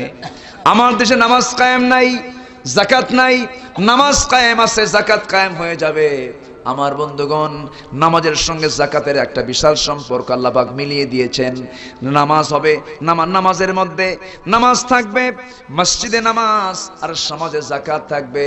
এমন সুন্দর পরিবেশ যদি সমাজে জাগ্রত হয়ে যায়, সমাজটা জান্নাতের টুকরা হয়ে যাবে।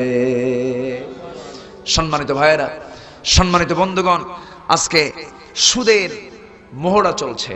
যিনি সবচেয়ে বড় সুদখোর হবেন তাকে নোবেল পুরস্কার দেওয়া হয়। আছে না আমার দেশে এরকম?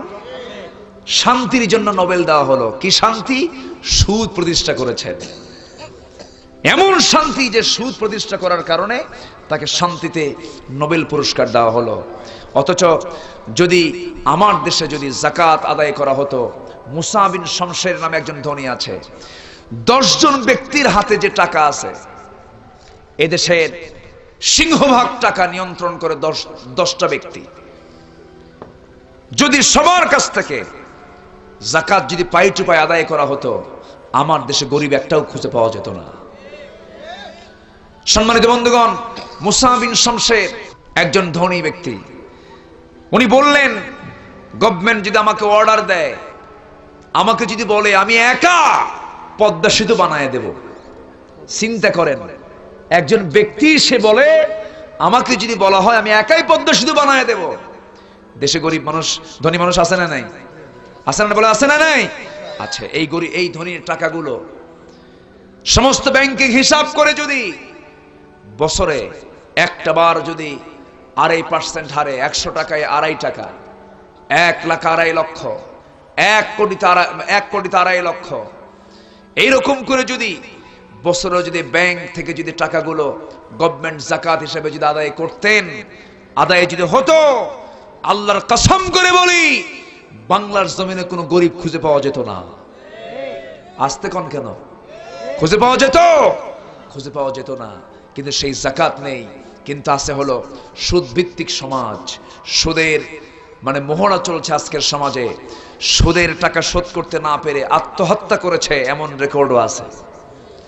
সুদের টাকা শোধ না করতে পেরে এমন কিছু এনজিও আছে, বাড়ির রান্না করা পাতিল ভাত সহ টেনে হেঁচড়ে নিয়ে চলে গেছে, এমন রেকর্ড আছে না নাই? আছে। তাহলে আল্লাহ পাক বান্দার কল্যাণ চান বলেই তো আল্লাহ পাক এগুলো অর্ডার দিয়েছেন। নামাজ আমার দেশে কায়েম দোয়ায় হবে না, নামাজ কায়েমের জন্য আন্দোলন করতে হবে। সবাইকে রাজি আছেন? আসতে কোন কেন? সবাইকে রাজি আছেন? সবাইকে রাজি আছেন? কিন্তু এই কাজ করতে গেলে কিন্তু এত সহজ নয়। হুমকি ধামকি আসবে, জেল জুলুম আসবে, এরপর আসবে বিভিন্ন ধরনের চক্রাঙ্গানি, এগুলো আসবে। সকল কিছুকে ডিঙ্গিয়ে সামনের দিকে এগিয়ে যাব। কার সন্তুষ্টির জন্য? কার সন্তুষ্টির জন্য? আল্লাহর সন্তুষ্টির জন্য। সম্মানিত ভাইয়েরা, আমার দেশে বহু মুসলমান আছে, তারা আমার দেশে নামাজ কায়েম হোক এটা চায় না। আছে না? সিলেটে নাই? আছে না নাই? যারা মুসলমান পরিচয় দিয়ে আল্লাহর জমিনে নামাজ কায়েমের সংগ্রাম করতে চায় না, নামাজ কায়েম দেখতে চায় না, ওরা সবগুলো মুনাফিকের বাচ্চা। ওই সমস্ত মুনাফিকদের বিরুদ্ধে কি সবাই লড়াই করতে রাজি আছেন? রাজি আছেন কারা কারা? দু হাত উঁচু করে দেখান।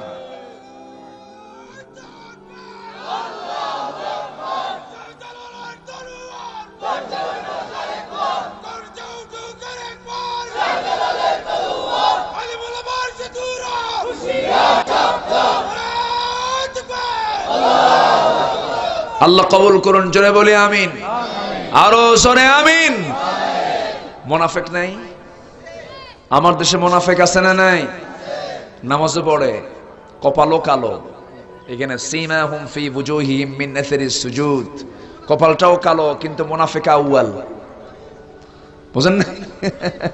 প্রথম মুনাফিক, কপালটা কালো, দেখে মনে হয় এত সুন্দর চেহারা, জিব্রাইল ফেল, কিন্তু শয়তান আজম। আছে না নাই? আছে। এগুলো শয়তান, এগুলো ধোঁকাবাজ, এগুলো প্রতারক। সব নামাজি জান্নাত পাবে না। অনেক নামাজি কষ্ট করে নামাজ পড়বে, কিন্তু জাহান্নামে চলে যাবে। আমার দেশে আজকে শিরকের মহড়া চলছে। শিরকের কাজ আছে না নাই? মুনাফিকের অভাব নাই, বহু মুনাফিক আমার দেশে আছে। এবং আল্লাহ বলছেন মুনাফিকদের ব্যাপারে কোনো আপোষ করা যাবে, মুনাফিকদের সঙ্গে কোনো হৃদয়ের সম্পর্ক রাখা যাবে না। কাফের মুশরিকের দ্বারা যতটুকু ক্ষতি না হয় ইসলামের, সবচেয়ে বেশি ক্ষতি হয় মুনাফিকের দ্বারা।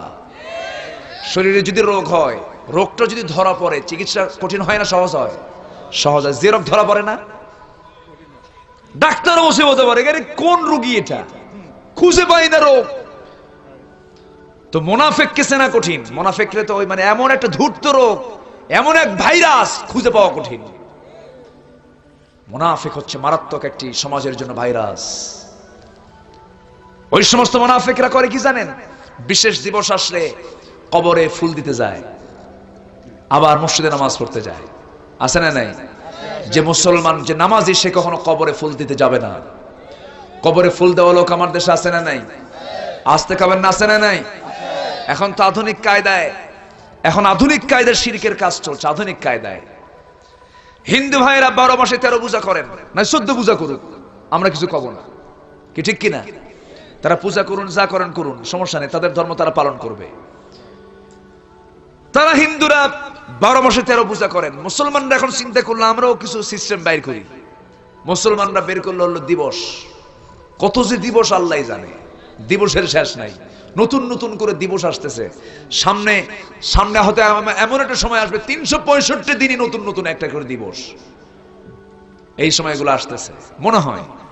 সম্মানিত ভাইয়েরা, সেই দিবস পালনগুলো হয় শিরকের মধ্য দিয়ে। কোন এক নেতা সিলেটে আসছিলেন কয়েকদিন আগে, এসে মাজার জিয়ারত করে গেলেন এবং বললেন আমার বাবার যদি নেক নজর পায় নির্বাচনে জিতবো। কে যেন আসছিল? ও, তার খবর রাখছেন তাহলে আপনারা? চাচা আসছিল, জাতীয় চাচা। উনি কখন দাদা হন না, সবসময় চাচাই থাকেন। জাতীয় চাচা সকালে এক কথা, বিকেল আরেক কথা। তার কথা মালাকুল মউত বোঝে না, কখন কি কোন আল্লাহ জানে। এত ডিগবাজি মার্কা লোক সমাজে খুব বিরল। ওনাকে প্রশ্ন করা হলো, আচ্ছা আপনি এত বছর বয়স হয়ে গেছে, আপনার বিরুদ্ধে এত নারী কেলেঙ্কারি কেন? উনি বলেন মেয়েরা আমাকে খুব লাইক করে, তো সেই জন্য। আমার চেহারা তো খুব সুন্দর, এই জন্য আমাকে খুব পছন্দ করে। এখন আমি কি করি? এই সমস্ত লোক যদি একটা না 9টা বছর 10টা বছর দেশ চালায়, সে জাতির যুবকদের চরিত্রটা কি হতে পারে? যেমন রাজা তেমন প্রজা, একটা কথা আছে না? যেমন রাজা তেমন প্রজা। সম্মানিত ভাইয়েরা, নেতৃত্বের পরিবর্তন ঘটাতে হবে। বেনামাজি কোন নেতার নেতৃত্ব আমরা মানব না। আসতে কাবেন না জোরে গান ঠিক কিনা? নামাজের ইমামকে যদি ভুল পায় ওখানে ধরতে ভুল করি না, দাড়ি একটু ছোট কয় ফাঁসে হুজুর বাদ দে, আছে না? আছে না এরকম? আছে না? হুজুর জুব্বা পরে না পাঞ্জাবি পরে, কে হুজুরের তাকওয়ার খেলাফ, হুজুরের পাঞ্জাবি ছোট, হুজুরের তাকওয়া নাই। হুজুর যদি হঠাৎ করে হয়তো কোনো মেয়ের দিকে নজর পড়ছে, নজর তো পড়তেই পারে হঠাৎ করে, কোনো মুসল্লি দেখা মাত্র হুজুরের নজর খারাপ দেখ, হুজুরের বাদ দাও।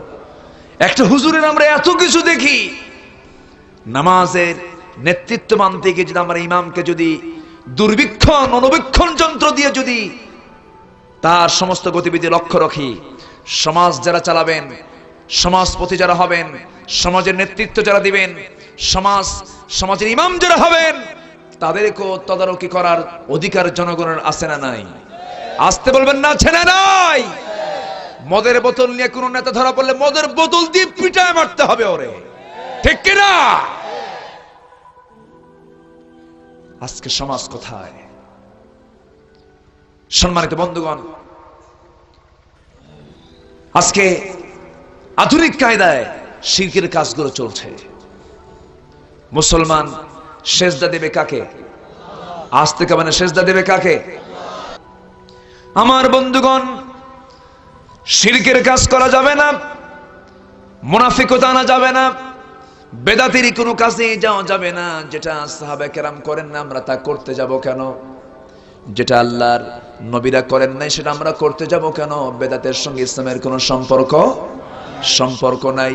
এমন কিছু বেদাত আমার দেশে আছে, মাজারে মাজারে পূজাগুলো হয়, মাজারে মাজারে সেজদাগুলো হয়, মাজারে মাজারে ভণ্ডামিগুলো হয়। আবার জিকির করতে করতে এমন অবস্থা হয়ে যায় হুঁশ থাকে না, নারী পুরুষ একাকার হয়ে যায়। জিকিরের পরিভাষা হলো চারটা। কয়টা বলেন তো? বলেন সুবহানাল্লাহ, জোরে বলেন সুবহানাল্লাহ, আরো জোরে সুবহানাল্লাহ, আলহামদুলিল্লাহ, আলহামদুলিল্লাহ, লা ইলাহা ইল্লাল্লাহু, আল্লাহু আকবার, আল্লাহু আকবার। এই চারটা পরিভাষা ছাড়া আর আল্লাহ পাকের নাম ছাড়া, ওয়ালিল্লাহিল আসমাইল হুসনা, আল্লাহ পাকের সিফাতগত নাম ছাড়া আর কোনোভাবেই কোনো শব্দ দিয়ে এই যে সমস্ত শব্দের জিকিরগুলো হয় এগুলো জায়েজ না, এগুলো করা যাবে না। জিকির করতে করতে লাফ মেরে আরেকজনের ঘাড়ে উড়ে পড়ে, আসে না? এগুলো আসে না? এগুলো কি ভণ্ডামি, এগুলো কি দুষ্টামি এগুলো করে? এগুলো জিকির নয়। জিকির হচ্ছে ইন হুয়া ইল্লা যিকির। সবচেয়ে বড় জিকির হলো কোরআন শরীফ তেলাওয়াত করা। আমার দেশে যদি সবাই কোরআন তেলাওয়াত করতে পারতো এই সমস্ত ভণ্ডামিগুলো থাকতো না। আমার দেশে কোরআনের তেলাওয়াত নাই, এই ভণ্ডামিগুলো চলেছে। কোরআন যে পড়বে সে কখনো এই ভণ্ডামি কাজ করতে পারবে? ওরা আবার বলে কি জানেন, তোমাদের কোরআন 30 পারা আর আমাদের কোরআন 90 পারা। কয় পারা বেশি কোন তো? 60 পারা বেশি। কি যে মুসিবত! আমরা এই সমস্ত মানে ইমান বিধ্বংসী দরবার থেকে আমরা নিজেকে গুটিয়ে রাখবো। ঢাকাতে এক ভণ্ড আছে, দেওয়ানবাগ, নাম শুনছেন তো? দেওয়ানবাগ। তার পেটটা দেখছেন? পেটটা মোটামুটি বিশ্ব গোডাউন, এত বড় পেট। মেয়েরা মনে মনে ভাবে, মায়েরা মনে মনে ভাবেন, বাচ্চা দিই আমরা, এর পেট এত বড় কেন? এত বড় শয়তান, এটা গজব। সে নিজে বলেছে, আমি নিজে শুনেছি। সে বলেছে তার বউ নাকি হযরতে ফাতেমা, মা ফাতেমা জড়াই করছিল আমার মেয়েকে, অনেক কান্নাকাটি করছে। পরিষ্কার না মা ফাতেমা বলছে, তোমার বাবার সাথে আমি আগেও ছিলাম, এখনো আছি, ভবিষ্যতে থাকবো। কত বড় জালিম, কত বড় শয়তান এটা! ওই দেওয়ানবাগের দরবারে যাওয়ার লোক আমার দেশে কিছু কুলাঙ্গার আছে না নাই? আসতে কাবেন না, ছেড়ে নাই আছে। আজকে তাদের এই সমস্ত রমরমা কারবার গুলো তারা চালাচ্ছে, আমরা ওদের ধারে পাশে যাব না। জোরে বলি ইনশাআল্লাহ। জিকির করব নামাজের মধ্যে। কিসের মধ্যে? নামাজের মধ্যে। নামাজ পড়বো কয় ওয়াক্ত? বলবেন না, নামাজ পড়বো কয় ওয়াক্ত? 5 ওয়াক্ত। মূলত নামাজই হবে কয় ওয়াক্তের? কিন্তু আমার দেশের নামাজি 5 ওয়াক্তের বেশি না শুক্রবারের বেশি? শুক্র আলী খালি শুক্রবারে যায়, 5 ওয়াক্তের খবর নাই। আবার কিছু আসে রমজান আলী আছে না, রমজান মাসে যায়, রমজান মাসে দাড়িও থুয়ে দেয়, দাড়ি রাখে, নামাজটা পড়ে, 5 ওয়াক্ত নামাজ একদম মানে নিয়মিত 5 ওয়াক্ত মুসল্লি ফেল তার কাছে।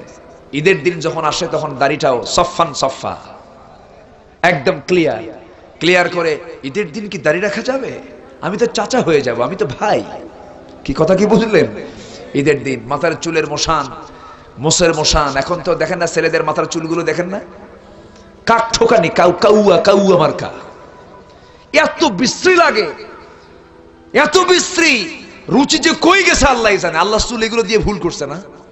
এই সাইডের চুলগুলো একদম সব চামড়া বের করে কাউয়া কাটিং, সাইডগুলো সব বাদ দিয়ে মাথার উপরে গোল কইরা, ওই যে খড়ের পালা যুবকরা ওই সমস্ত মাথার চুলগুলো ওইরকম করে রাখা যাবে না। ওর কি মুসলমানদের সংস্কৃতি? বলা হয়, এই ছেলে তুমি এই ডিজাইন পাইছো কই? স্যার এই ডিজাইনটা পেয়েছি আমি মেসি থেকে। তুমি কি কে মেসি? তুমি কি নেইমার? এগুলো করা যাবে না, এগুলো করা যাবে না, এগুলো বাদ দিতে হবে। আমার মডেল হচ্ছেন নবিয়ুনা মুহাম্মদ সাল্লাল্লাহু আলাইহি ওয়াসাল্লাম। আমার মডেল, আমার চাওয়া, আমার চলা, আমার ফেরা, আমার খাওয়া, আমার ওঠা, আমার বসা সব হবে আমার নবীর মতো। তাহলে আমি নবীজির অবশ্যই সুপারিশ পাবো কিয়ামতের ময়দানে, ঠিক কি না? আজকে যুবকদের মুখে দাড়ি নাই। যখন বলা হয় যুবক তুমি দাড়ি রাখো না কেন? হুজুর বিয়ে করি নাই। তাহলে বিয়ে করার আগ পর্যন্ত দাড়ি রাখা জায়েজ নাই নাকি? কে বিয়ে করো নাই তো তুমি দাড়ি রাখতে সমস্যা কোথায়? হুজুর মেয়ে পাওয়া যাবে না, মেয়েরা পছন্দ করবে না, মেয়েদের রুচিও তো নষ্ট হয়ে গেছে। মেয়েদের রুচি ভালো আছে এখন তো? আগের মেয়েরা কি ছিল আর আজকের মেয়েরা কি? একটা দাড়িওয়ালা ছেলে, নামাজি ছেলে, বাপ যদি পছন্দ করে মেয়েকে বলে, মা এটা দাড়িওয়ালা ছেলে, শিক্ষিত ছেলে, সে ডাক্তার, ইঞ্জিনিয়ার, ভালো আবেদ, খুব ভালো ছেলে, মা তোমার কি পছন্দ? বলে, আব্বা তোমার রুচি কি নষ্ট হয়ে গেছে নাকি? তুমি দাড়িওয়ালা একটা ছেলেকে আমার জন্য তুমি নিয়ে আসো, ও তো চাচা, ও কি পছন্দ করে না।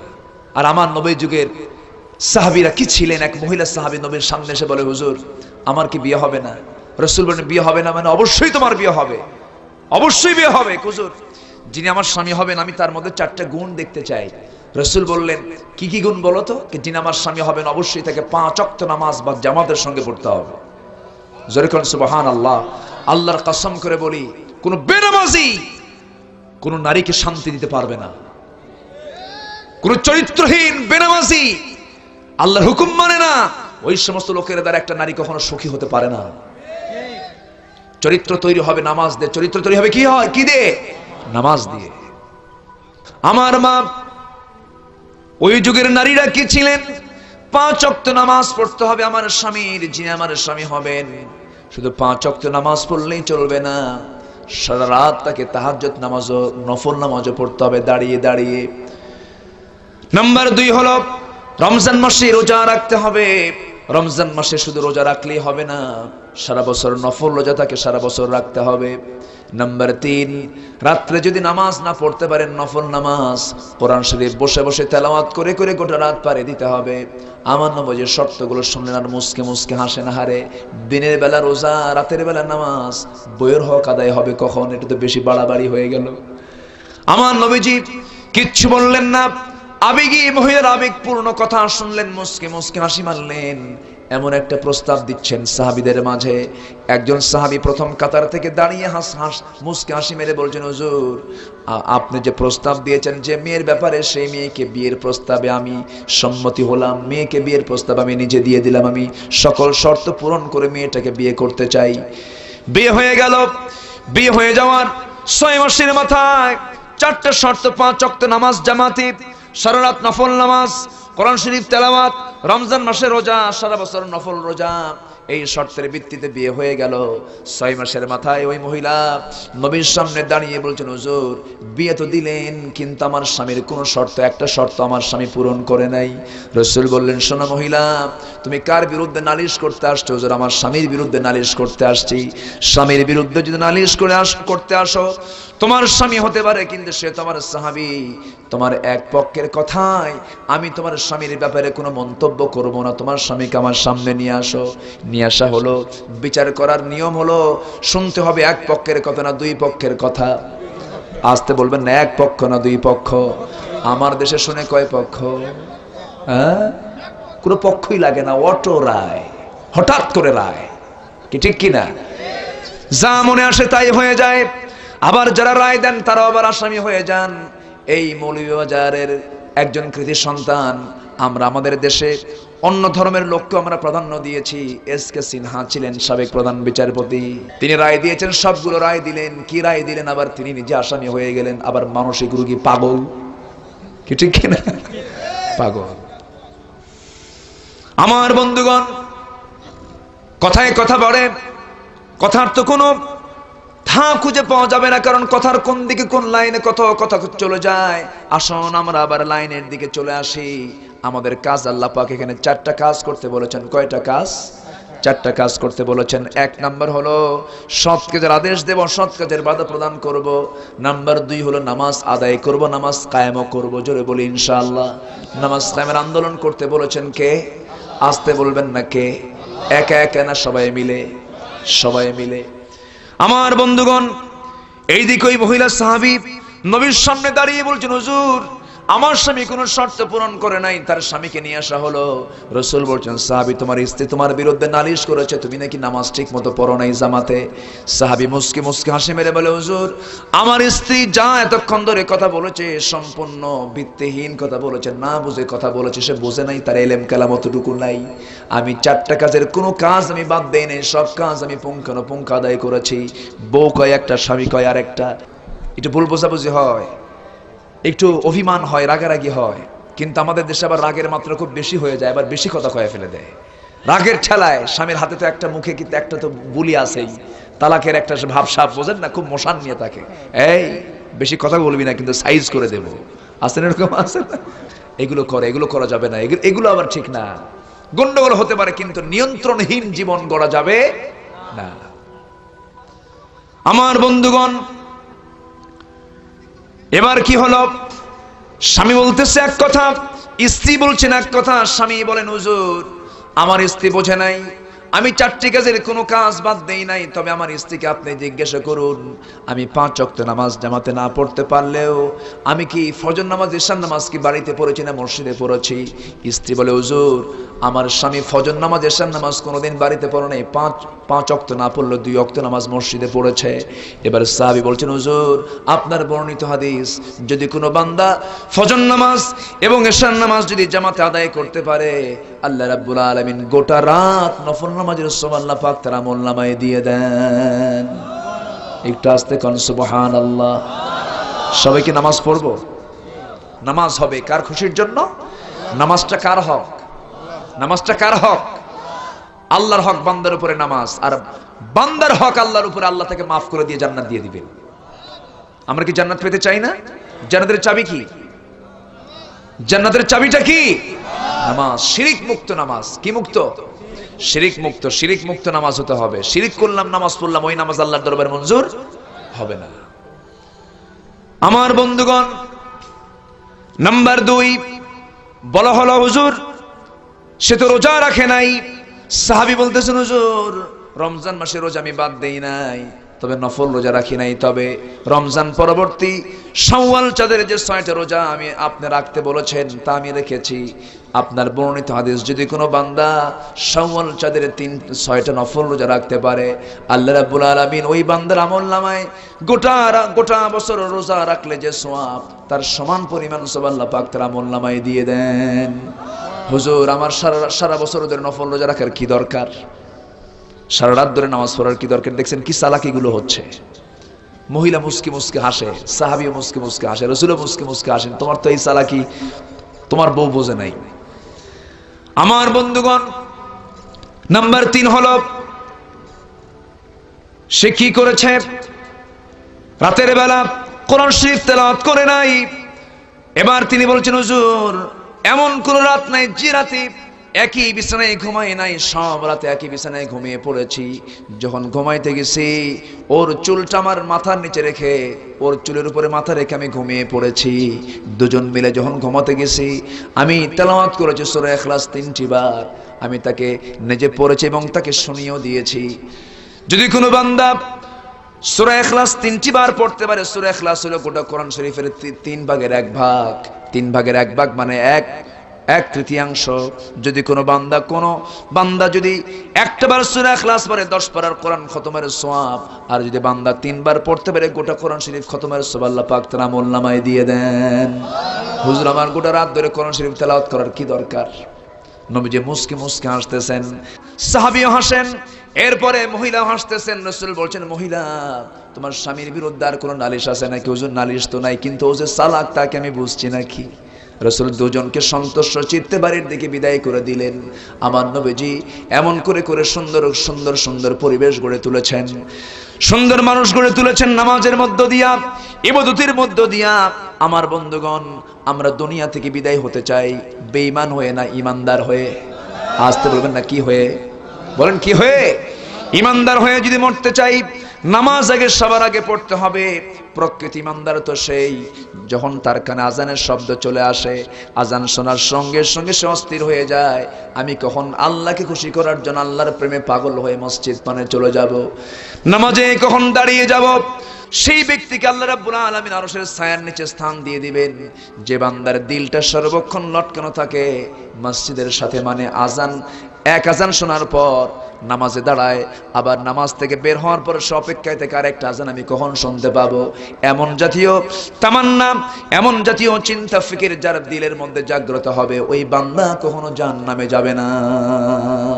আমরা নামাজ পড়বো 5 ওয়াক্ত, জোরে বলি ইনশাআল্লাহ। একা না জামাতে?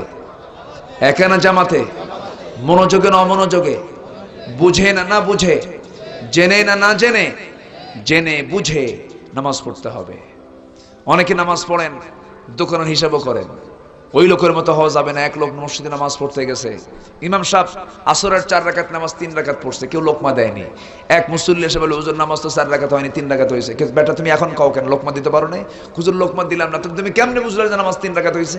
হুজুর প্রত্যেক দিন আমি আসরের নামাজে যখন দাঁড়াই আমার দোকান মোট 4টা দোকানের হিসাব 4 রাকাতে মিলাই, কিন্তু আজকে 3 রাকাত হয়েছে, 3টা দোকানের হিসাব মিলছে, আরেকটা দোকানের হিসাব মিলেই নেই। নামাজ কি হবে? হবে না। এরকম করে নামাজ পড়া যাবে না। নামাজ পড়বো আমরা, ভাববো আমরা আমার সামনে কে আছেন।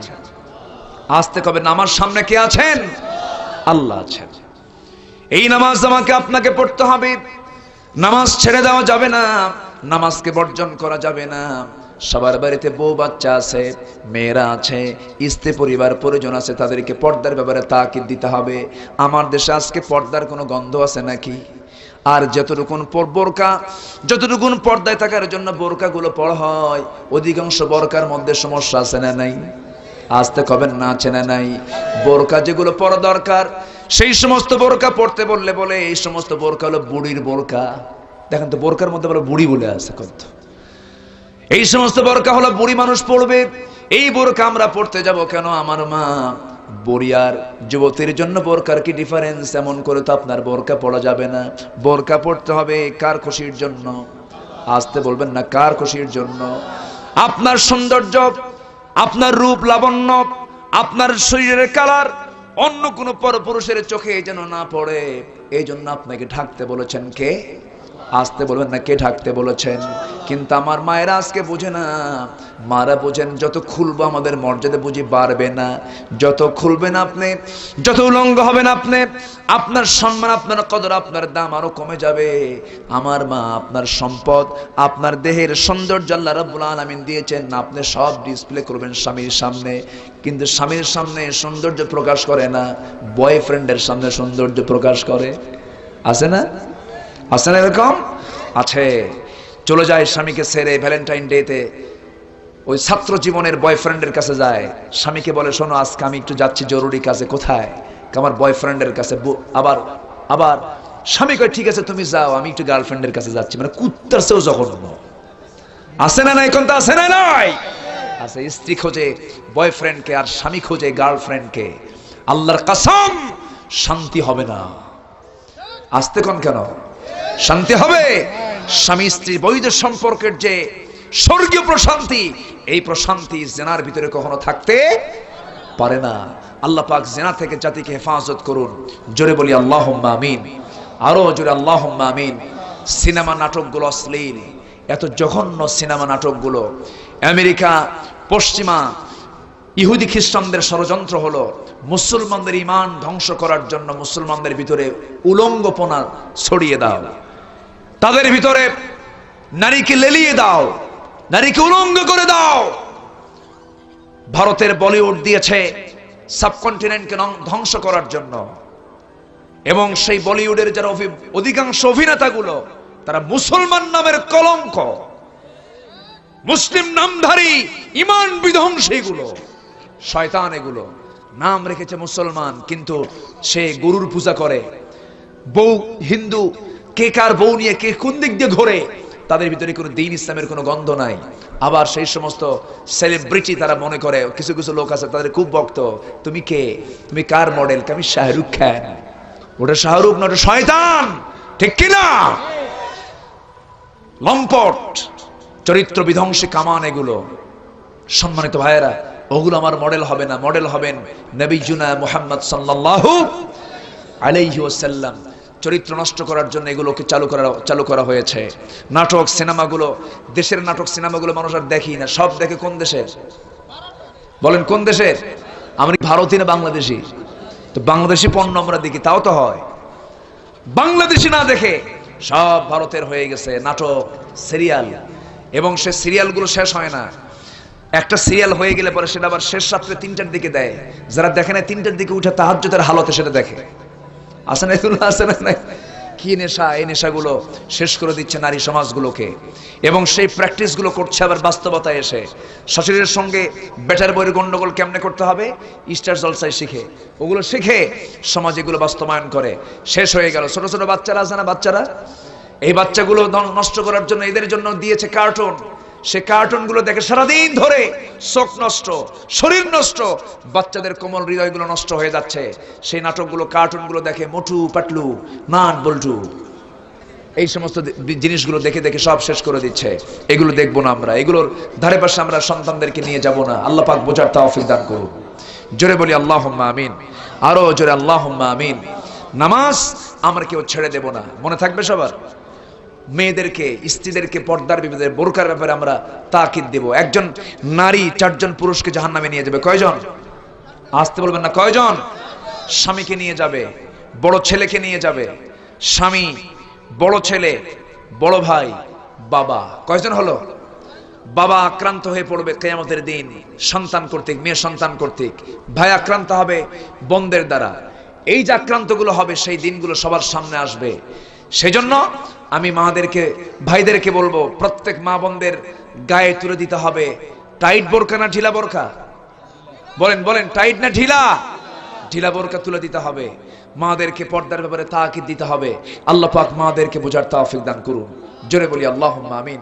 তাহলে যে আয়াত থেকে আমি তেলাওয়াত করেছি, এখানে 4টা কাজ। 1 নাম্বার শুনেছি আমরা সৎ কাজের আদেশ দেওয়া, অসৎ কাজের বাধা দেওয়া। কি দেওয়া? বাধা দেওয়া। অতানহাউনা, বাধা প্রদান করা। নাম্বার 2 হলো নামাজ কায়েম করা, নামাজ কায়েমের সংগ্রাম করা। নামাজ আদায় না করে কি সংগ্রামের কাজ করা যাবে? আগে আদায়, এরপর সংগ্রামে আমরা শামিল হব। জোরে বলি ইনশাআল্লাহ। ওয়ায়ুতুনাজ যাকাত, যাকাত দেব আমরা। যাকাত দিলে সম্পদ কমে না বাড়ে? যাকাত মানে বৃদ্ধি পাওয়া। যাকাত মানে কি? বৃদ্ধি পাওয়া। বড়ই গাছের, বড়ই গাছ এলাকায় আছে না? বড়ই গাছ, বড়ইয়ের ফল যখন ধরে, ফলগুলো নিচে নামার পর, বাড়িতে নিয়ে আসার পর, ওই ডালগুলো পরে কি করা হয়? হ্যাঁ, বড়ের ডাল কি করা হয়? কেটে দেওয়া হয়। কেটে দেওয়া মানে কি? ফলন কমে যাওয়া না বেড়ে যাওয়া? বেড়ে যাওয়া। ডাল কেটে ফেলা হচ্ছে, মুড়ো করে ফেলা হচ্ছে। এরপরেও কেন? এর কারণ হলো ফলনটা যেন বৃদ্ধি পায়।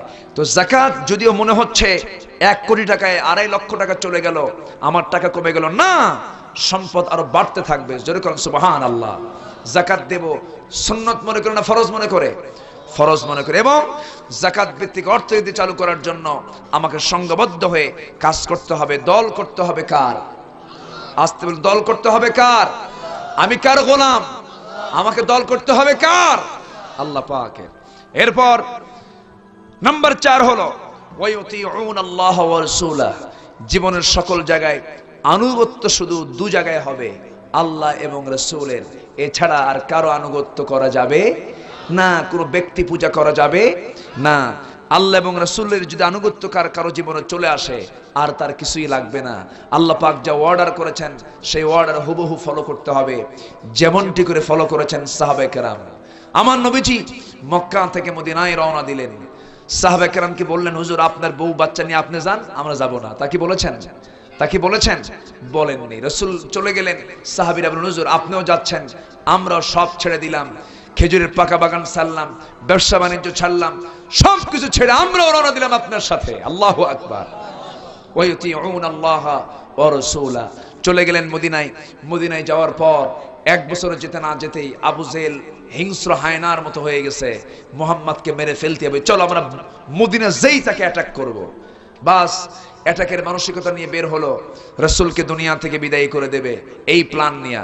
রাসূল বলেন, সাহাবীরা আমাদের যতটুকু শক্তি সামর্থ্য আছে আমরা বাতিলদের মোকাবেলা করতে চাই, কারা আছে আমার সঙ্গে আসবে? 313 জন যোগ হলো। বদর যুদ্ধে চলে আসলেন আমার নবীজি মুহাম্মদ সাল্লাল্লাহু আলাইহি ওয়াসাল্লাম। সেই যুদ্ধে 2 জন সাহাবী আসবেন, নবীজির সামনে দাঁড়িয়ে বলেন, হুজুর আপনি আমাদেরকে যুদ্ধে নিয়ে যান। রাসূল বললেন, কেন? আমরা যুদ্ধে যাব, তোমরা তো ছোট মানুষ, তোমাদেরকে আমি পারমিশন দেব না। হুজুর ছোট হই, গায়ে শক্তি আছে। আল্লাহু আকবার বলেন। আমার রাসূল বলেন, না আমি যেতে দেব না, তোমরা যেতে পারবে না। বড়জন বলে, হুজুর তোর অন্তত আমাকে দেন, আমি তোর চাইতে বড় আছি। ছোটজন বলে, হুজুর ও শুধু লম্বাই বড়, শক্তি আমার বেশি। জোরে করে আল্লাহু আকবার। কি স্পৃহা, কি জজবা তাদের মধ্যে কাজ করেছে।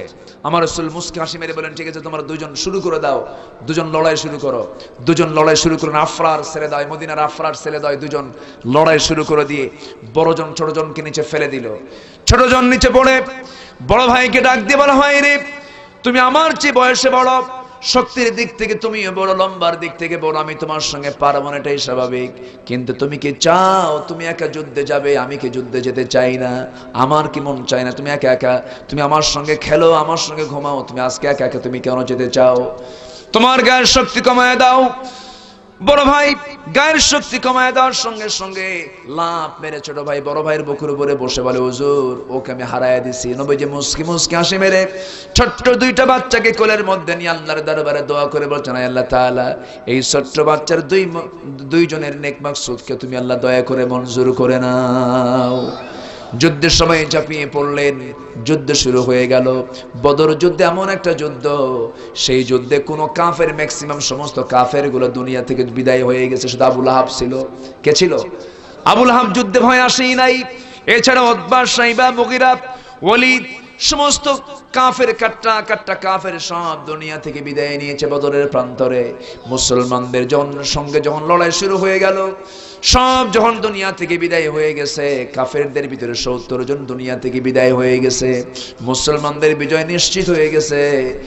ওই যুদ্ধের ময়দানে সবচেয়ে বড় ভূমিকা আল্লাহ পাক রেখে দিয়েছেন ছোট্ট 2টা বাচ্চারা দ্বারা। ওই মাঝ যুদ্ধের ময়দানে গিয়ে বলে এক সাহাবীকে ডাক দিয়ে বলছে, ও চাচা আবু জেহেল কই? সেই সাহাবী শুনে আতঙ্কিত হয়ে গেছে যে এই ছোট্ট 2টা বাচ্চা আবু জেহেল কি করবে। এমন একজনকে বলেছে, সেই ব্যক্তি অন্য কোনো ব্যক্তি নয় যে ব্যক্তিকে মক্কার মাটিতে থাপ্পড় মেরেছিল আবু জেহেল। সেই সাহাবীর নাম কি আপনাদের মনে আছে? আব্দুল্লাহকে ডেকে বলে, ও চাচা আবু জেহেল কোথায়?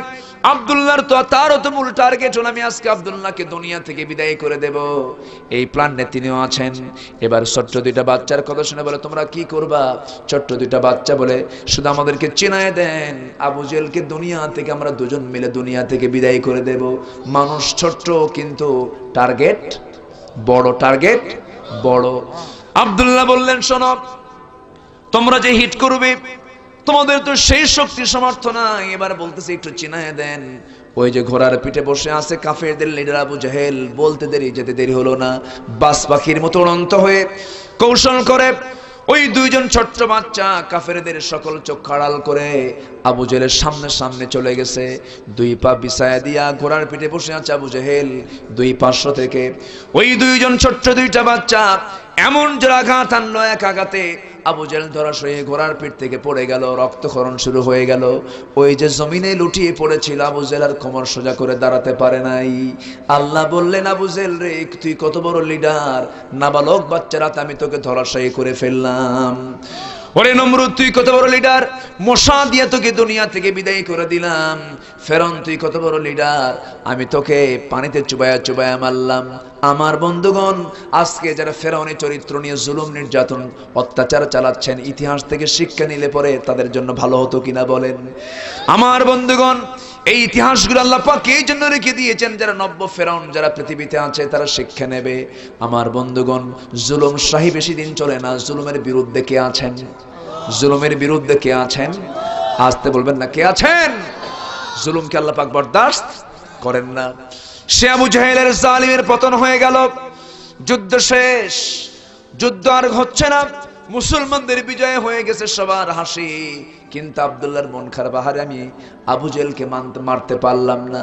সঙ্গে সঙ্গে আব্দুল্লাহ হতাশ হলেন না, খুঁজতে খুঁজতে খুঁজতে খুঁজতে আবু জেহেলকে পেয়ে গেলেন এক জায়গায়।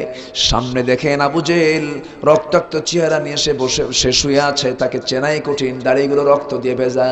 সামনে দাঁড়ায় বললেন, তুই কি আবু জেহেল নাকি রে? হ্যাঁ আমি আবু জেহেল। দেখ তো আবু জেহেল, আমার চেনা যায় নাকি? আমাকে চিনতে পারস নাকি? সঙ্গে সঙ্গে আবু জেহেল বলে, না চিনতে পারি নাই, আমি তো সেই যুবক যে যুবককে তুই মক্কার মাটিতে থাপ্পড় মেরে কানের তালা ফাটিয়ে দিয়েছিলি। আজকে তুই পালাবি কোথায়? আজকে তোর আমি 2টা কানের তালাই ফাটাইয়া দেব। আল্লাহু আকবার। বিজয়টা দেন কে?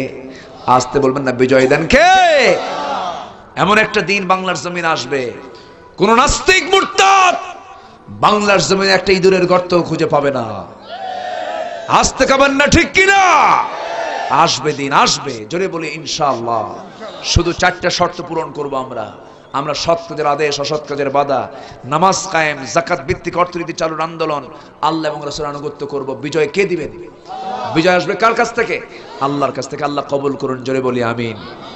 আবু জেহেল বলে, ওই যুবক, আমি তোকে চিনতে পেরেছি, তুই আমাকে মারবি নাকি? হ্যাঁ মেরে ফেলবো, এই যে আমার তরবারি নে, তুই আমাকে মেরে ফেল। সঙ্গে সঙ্গে আব্দুল্লাহ ইবনে মাসউদ বলছেন, তোর তরবারি কাফেরের তরবারি, আমার তরবারি মুজাহিদের তরবারি। আমার তরবারি আজকে তোকে আমি দুনিয়া থেকে বিদায় করব। কানের মধ্যে তরবারি ঢুকায় দিলেন, কানের তালা ফাটায় দিলেন, মস্তকটা বিচ্ছিন্ন করলেন। বিচ্ছিন্ন মস্তক করতে মস্তক চুলটা ধরে নবীর সামনে হাজির করে বলছেন, হুজুর এই যে আবু জেহেলের মস্তক হাজির করেছি। আমার নবীজি মস্তকটার দিকে তাকায় তাকায় বলছেন, সাহাবীরা, প্রত্যেক উম্মতের জন্য একটা করে ফেরাউন থাকে, আমার উম্মতের ফেরাউন আবু জেহেল আজকে দুনিয়া থেকে বিদায় হয়ে গেছে। সত্যের বিজয় কে দেন? আসতে বলবেন না, কে দেন? আল্লাহ দিয়ে দেন। এই জন্য আমরা 4টা কাজ করব। সবাইকে রাজি আছেন? সবাই রাজি আছেন? আল্লাহ কবুল করুন, জোরে বলি আমিন। রব্বানা যালামনা আনফুসানা ওয়া ইল্লাম তাগফির লানা ওয়া তারহামনা লানাকুনান্না মিনাল খাসিরিন। গভীর রাত, নিঝুম রাত, জীবন রাত্রিতে তোমার চাঁদের মতো হাজারো মুসলমান নরনারীকে নিয়ে, তোমার কামকে সামনে রেখে গুনার বোঝা মাথায় নিয়ে কাঙ্গাল ফিকারের মতো 2টি হাত পেতে আছে। আল্লাহ, গুনার দিকে নজর দিও না, বান্দা মনে করে তামাম জিন্দেগীর গুনাহগুলোকে মাফ করে দাও। 2টি হাত যখন তুলে রাখি, আব্বা আম্মার কথা বড্ড মনে পড়ে যায়। আমাদের মাঝ থেকে যাদের জনম দুঃখিনী মা, জনম দুঃখী বাপজান যারা চলে গেলেন, জিন্দেগীর গুনাহগুলো মাফ করো, কবরগুলোকে জান্নাতের টুকরা বানাইয়া দাও। অনেক আলোচনা শেষ করে বাড়ি ফিরে যাব, বাড়িতে ফিরে গিয়ে সবাইকে দেখবো, কিন্তু মাকে পাবো না রে। যে মার চেহারার দিকে তাকালে সগীরা গুনাহ মাফ হয়ে যায়, যে আব্বা আম্মার চেহারার দিকে তাকালে রহমত বরকত নাজিল হয়ে যায়, সেই বরকতি মা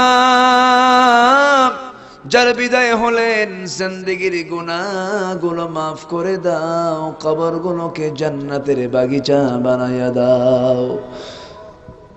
সবাই চক্ষু বন্ধ করে আল্লাহর শেখানো দোয়া পড়ে দিল করে সবাই হাতটা একটু উঁচু করে আব্বা আম্মার জন্য সবাই বলুন, রব্বির হামহুমা কামা রব্বায়ানি সগীরা।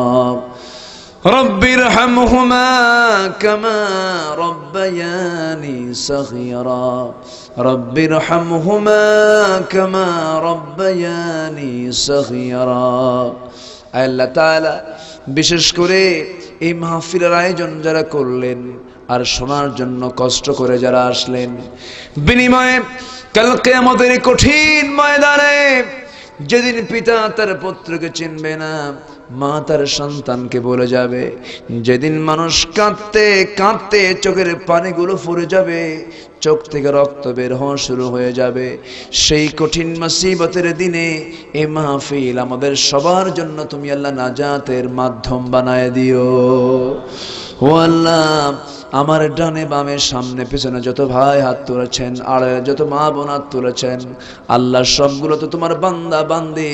কারো দাওয়াত, কারো দোয়াকে তুমি আল্লাহ ফেরত দিও না, কারো প্রার্থনাকে তুমি আল্লাহ মেহরবানি করে তুমি আল্লাহ ব্যাক করে দিও না। আল্লাহ তোমার বান্দাগুলো যা যা চায় সব চাও কবুল করে নিও। কোনারের প্রত্যেকটা ঘরকে ইসলামের দুর্গ বানায় দাও। ঘরে ঘরে আয়েশা, সুমাইয়া, খাদিজার মতো মা পয়দা করে দাও। মা বোনদেরকে তুমি আল্লাহ পর্দায় মেনে চলার তৌফিক দিয়ে দাও। আয় আল্লাহ তাআলা, আমার ভাইদেরকে, যুবকদেরকে তুমি আল্লাহ খালিদ বিন ওয়ালিদের সঙ্গে তুমি আল্লাহ কবুল আর মঞ্জুর করে নাও। আজকে যুবক সমাজ মাদকাসক্ত হয়ে পড়ছে। আয় আল্লাহ তাআলা, যুব সমাজদেরকে মাদক মুক্ত জীবন, নামাজি জীবন গড়ার তুমি তৌফিক তুমি আল্লাহ দিয়ে দাও। আয় আল্লাহ তাআলা, দিন বোঝার তৌফিক দিয়ে দাও, কোরআন বোঝার তৌফিক দিয়ে দাও। আয় আল্লাহ তাআলা, এই যুব সমাজ মাহফিল না করে তারা যাত্রা, নাটক, সিনেমা, থিয়েটার করতে পারতো। কোরআনের ফুল বাগান সাজিয়েছে। আল্লাহ তুমি তোমার নিজস্ব তত্ত্বাবধানে তাদেরকে পুরস্কার দিয়ে দাও। আয় আল্লাহ তাআলা, কোন দিন চলে যাব জানি না, ডান হাতে আমুল্লামা না আসা পর্যন্ত কবরে নিও না। আল্লাহ তাআলা, কোন দিন চলে যাব জানি না, মেহেরবানি করে শহীদি মওত ছাড়া আমাদের তুমি আল্লাহ মওত দিও না। আল্লাহ, তোমার বান্দাগুলোকে নিয়ে হাত তুলেছি, এত গভীর রাত, তাহাজ্জুদের সময় হয়ে গেছে, দোয়া কবুলের সময় হয়ে গেছে। আল্লাহ, যার যা প্রার্থনা তুমি আল্লাহ দয়া করে মঞ্জুর করে নাও। আল্লাহ তাআলা, মুসলমানরা আজকে মার্কে দেখিতে শেষ হয়ে গেল রে। আরাকানের মুসলমান বসত বিটা ছেড়ে আজকে খোলা আকাশে বসে আছে। আসামের 1 কোটি মুসলমানদেরকে ঘরছাড়া করার ষড়যন্ত্র করা হচ্ছে। কাশ্মীর আজকে জ্বলন্ত অগ্নিকুণ্ড হয়ে আছে। সিরিয়া, ইয়েমেনের মুসলমানরা না খায় না খেয়ে মারা যাচ্ছে। ফিলিস্তিনের মা বোন স্বামীহারা হয়ে বিধবার যন্ত্রণায় কাতরাচ্ছে। অসহায় বৃদ্ধাদের করুণ আর্তনাদে আকাশ বাতাস ভারী হয়ে উঠছে। আল্লাহ, তোমার গায়বী সাহায্য নাজিল করো, সমস্ত জুলুম থেকে মাজলুমদেরকে বাঁচায় দাও। এই ক্রান্তি লগ্নে মুসলমানদেরকে একটা প্ল্যাটফর্মে আসার তৌফিক দিয়ে দাও, একটা ওমর পাঠানোর ব্যবস্থা করে দাও। আল্লাহ তাআলা, তোমার বান্দাগুলোর চাওয়াগুলোকে তুমি আল্লাহ ফেরত দিও না। কোন দিন চলে যাব জানি না। আল্লাহ, তোমার দরবারে ফরিয়াদ করি, শিরিক মুক্ত জীবন গড়ার তৌফিক আমাদের সবাইকে তুমি আল্লাহ দিয়া দিও। আল্লাহ তাআলা, সমাজের ভালো মানুষগুলো আজকে লাঞ্ছনার শিকার হয়ে আছে। আল্লাহ তাআলা, আজকে তার অবহেলিত, লাঞ্ছিত, বঞ্চিত হয়ে আছে। আল্লাহ, তোমার দরবারে ফরিয়াদ করি, যারা আজকে মাজলুম হয়ে আছেন তাদের প্রতি তোমার খাস রহমত নাজিল করো। আল্লাহ গো, ইউসুফ আলাইহিস সালামকে যেমন মন্ত্রিত্বের মর্যাদা দিয়ে জেলখানা থেকে বের করে এনেছো, আল্লাহ তাআলা, আমাদের কোরআনের পাখি যিনি, তিনি আজকে খাঁচাই বন্দে, তুমি তাকে আমাদের নামাজে মুক্ত পরিবেশে ফেরত পাঠায় দেওয়ার ব্যবস্থা করে দাও। আল্লাহুম্মা دمر أعداء الدين، اللهم شتت شملهم، اللهم مزق جمعهم، اللهم دمر ديارهم، اللهم زلزل أقدامهم. ربنا آتنا في الدنيا حسنة وفي الآخرة حسنة وقنا عذاب النار. কখন চলে যাব জানি না রে আল্লাহ, এই সাজানো সংসার সব ভেঙ্গে চুরমার। কোন দিন মরে যাব জানি না, কত সুন্দর বিজনেস সব ভাটা পড়ে যাবে রে। টান মেরে নিয়ে যাবে গোসলখানায়, গোসলটা করাইয়া দেবে রে। কাপড় চোপড় পরেছে সেলাইওয়ালা পকেটওয়ালা সব আমাকে খুলে দিয়ে পড়ায় দেবে, পকেট ছাড়া সেলাই ছাড়া। গোসলটা হয়ে যাবে, স্ত্রী মুখে হাত দিয়া কাঁদতে কাঁদতে পাগলির মতো হয়ে যাবে রে, চক্ষুটা লাল হয়ে যাবে, বলবে স্বামী আমার, বলে বলে যাও, আজকে তো বলেও গেলে না স্বামী আমার। অস্থির হয়ে যাবে স্ত্রী, বলবে এই যে ব্যবসার চাবি কাকে আমি দেব রে, আমি কথা বলতে পারবো না। সন্তানগুলো কাঁদবে আর বলবে বাবা হাত ভরে ভরে ফলমূল কিনো, আজকে কে কিনে আনবে বাবা? জবাব নাই। জানাজা হয়ে যাবে, লোকজন দেখে দেখে চলে যাবে, জীবনের শেষ গোসলটা হয়ে যাবে, আমাকে জানাজা পড়াইয়া দিয়া রে টান মেরে আমাকে পালকিতে চড়ায় দেবে। এমন পালকি রে যে পালকিতে মানুষ মরার পরে চড়ে, নিয়ে যাবে কবর পর্যন্ত, শোয়া দেবে, বাঁশ চাপা দেবে, মাটি চাপা দেবে। চোখের সামনে কত দেখেছি, কবর থেকে শৃগালরা উঠে আসে, পোকামাকড় উঠে আসে, ওই জায়গায় আমাকে রেখে আসবে রে, লাইট নাই, আলো নাই, চাদর নাই, বালিশ নাই, শোয়া দেবে। এই চামড়ার দেহে কত তেল সাবান কত কি লাগিয়েছি, ওই তেল সাবান আলা সেই চামড়ার দেহটা আজকে মাটিতে নিথর দেহ হয়ে পড়ে থাকবে। আল্লাহকে বুঝতে পেরেছি তুমি ছাড়া কোনো বন্ধু আমাদের নাই, তুমি ছাড়া কোনো ওলি আমাদের নাই, কে কখন চলে যাব জানি না। অন্তিম মুহূর্ত যখন চলে আসবে, আমাদের জবানে জারি করে দিও কালোজয়ী কালেমা তাইয়্যিবা লা ইলাহা ইল্লাল্লাহু মুহাম্মাদুর রাসূলুল্লাহ।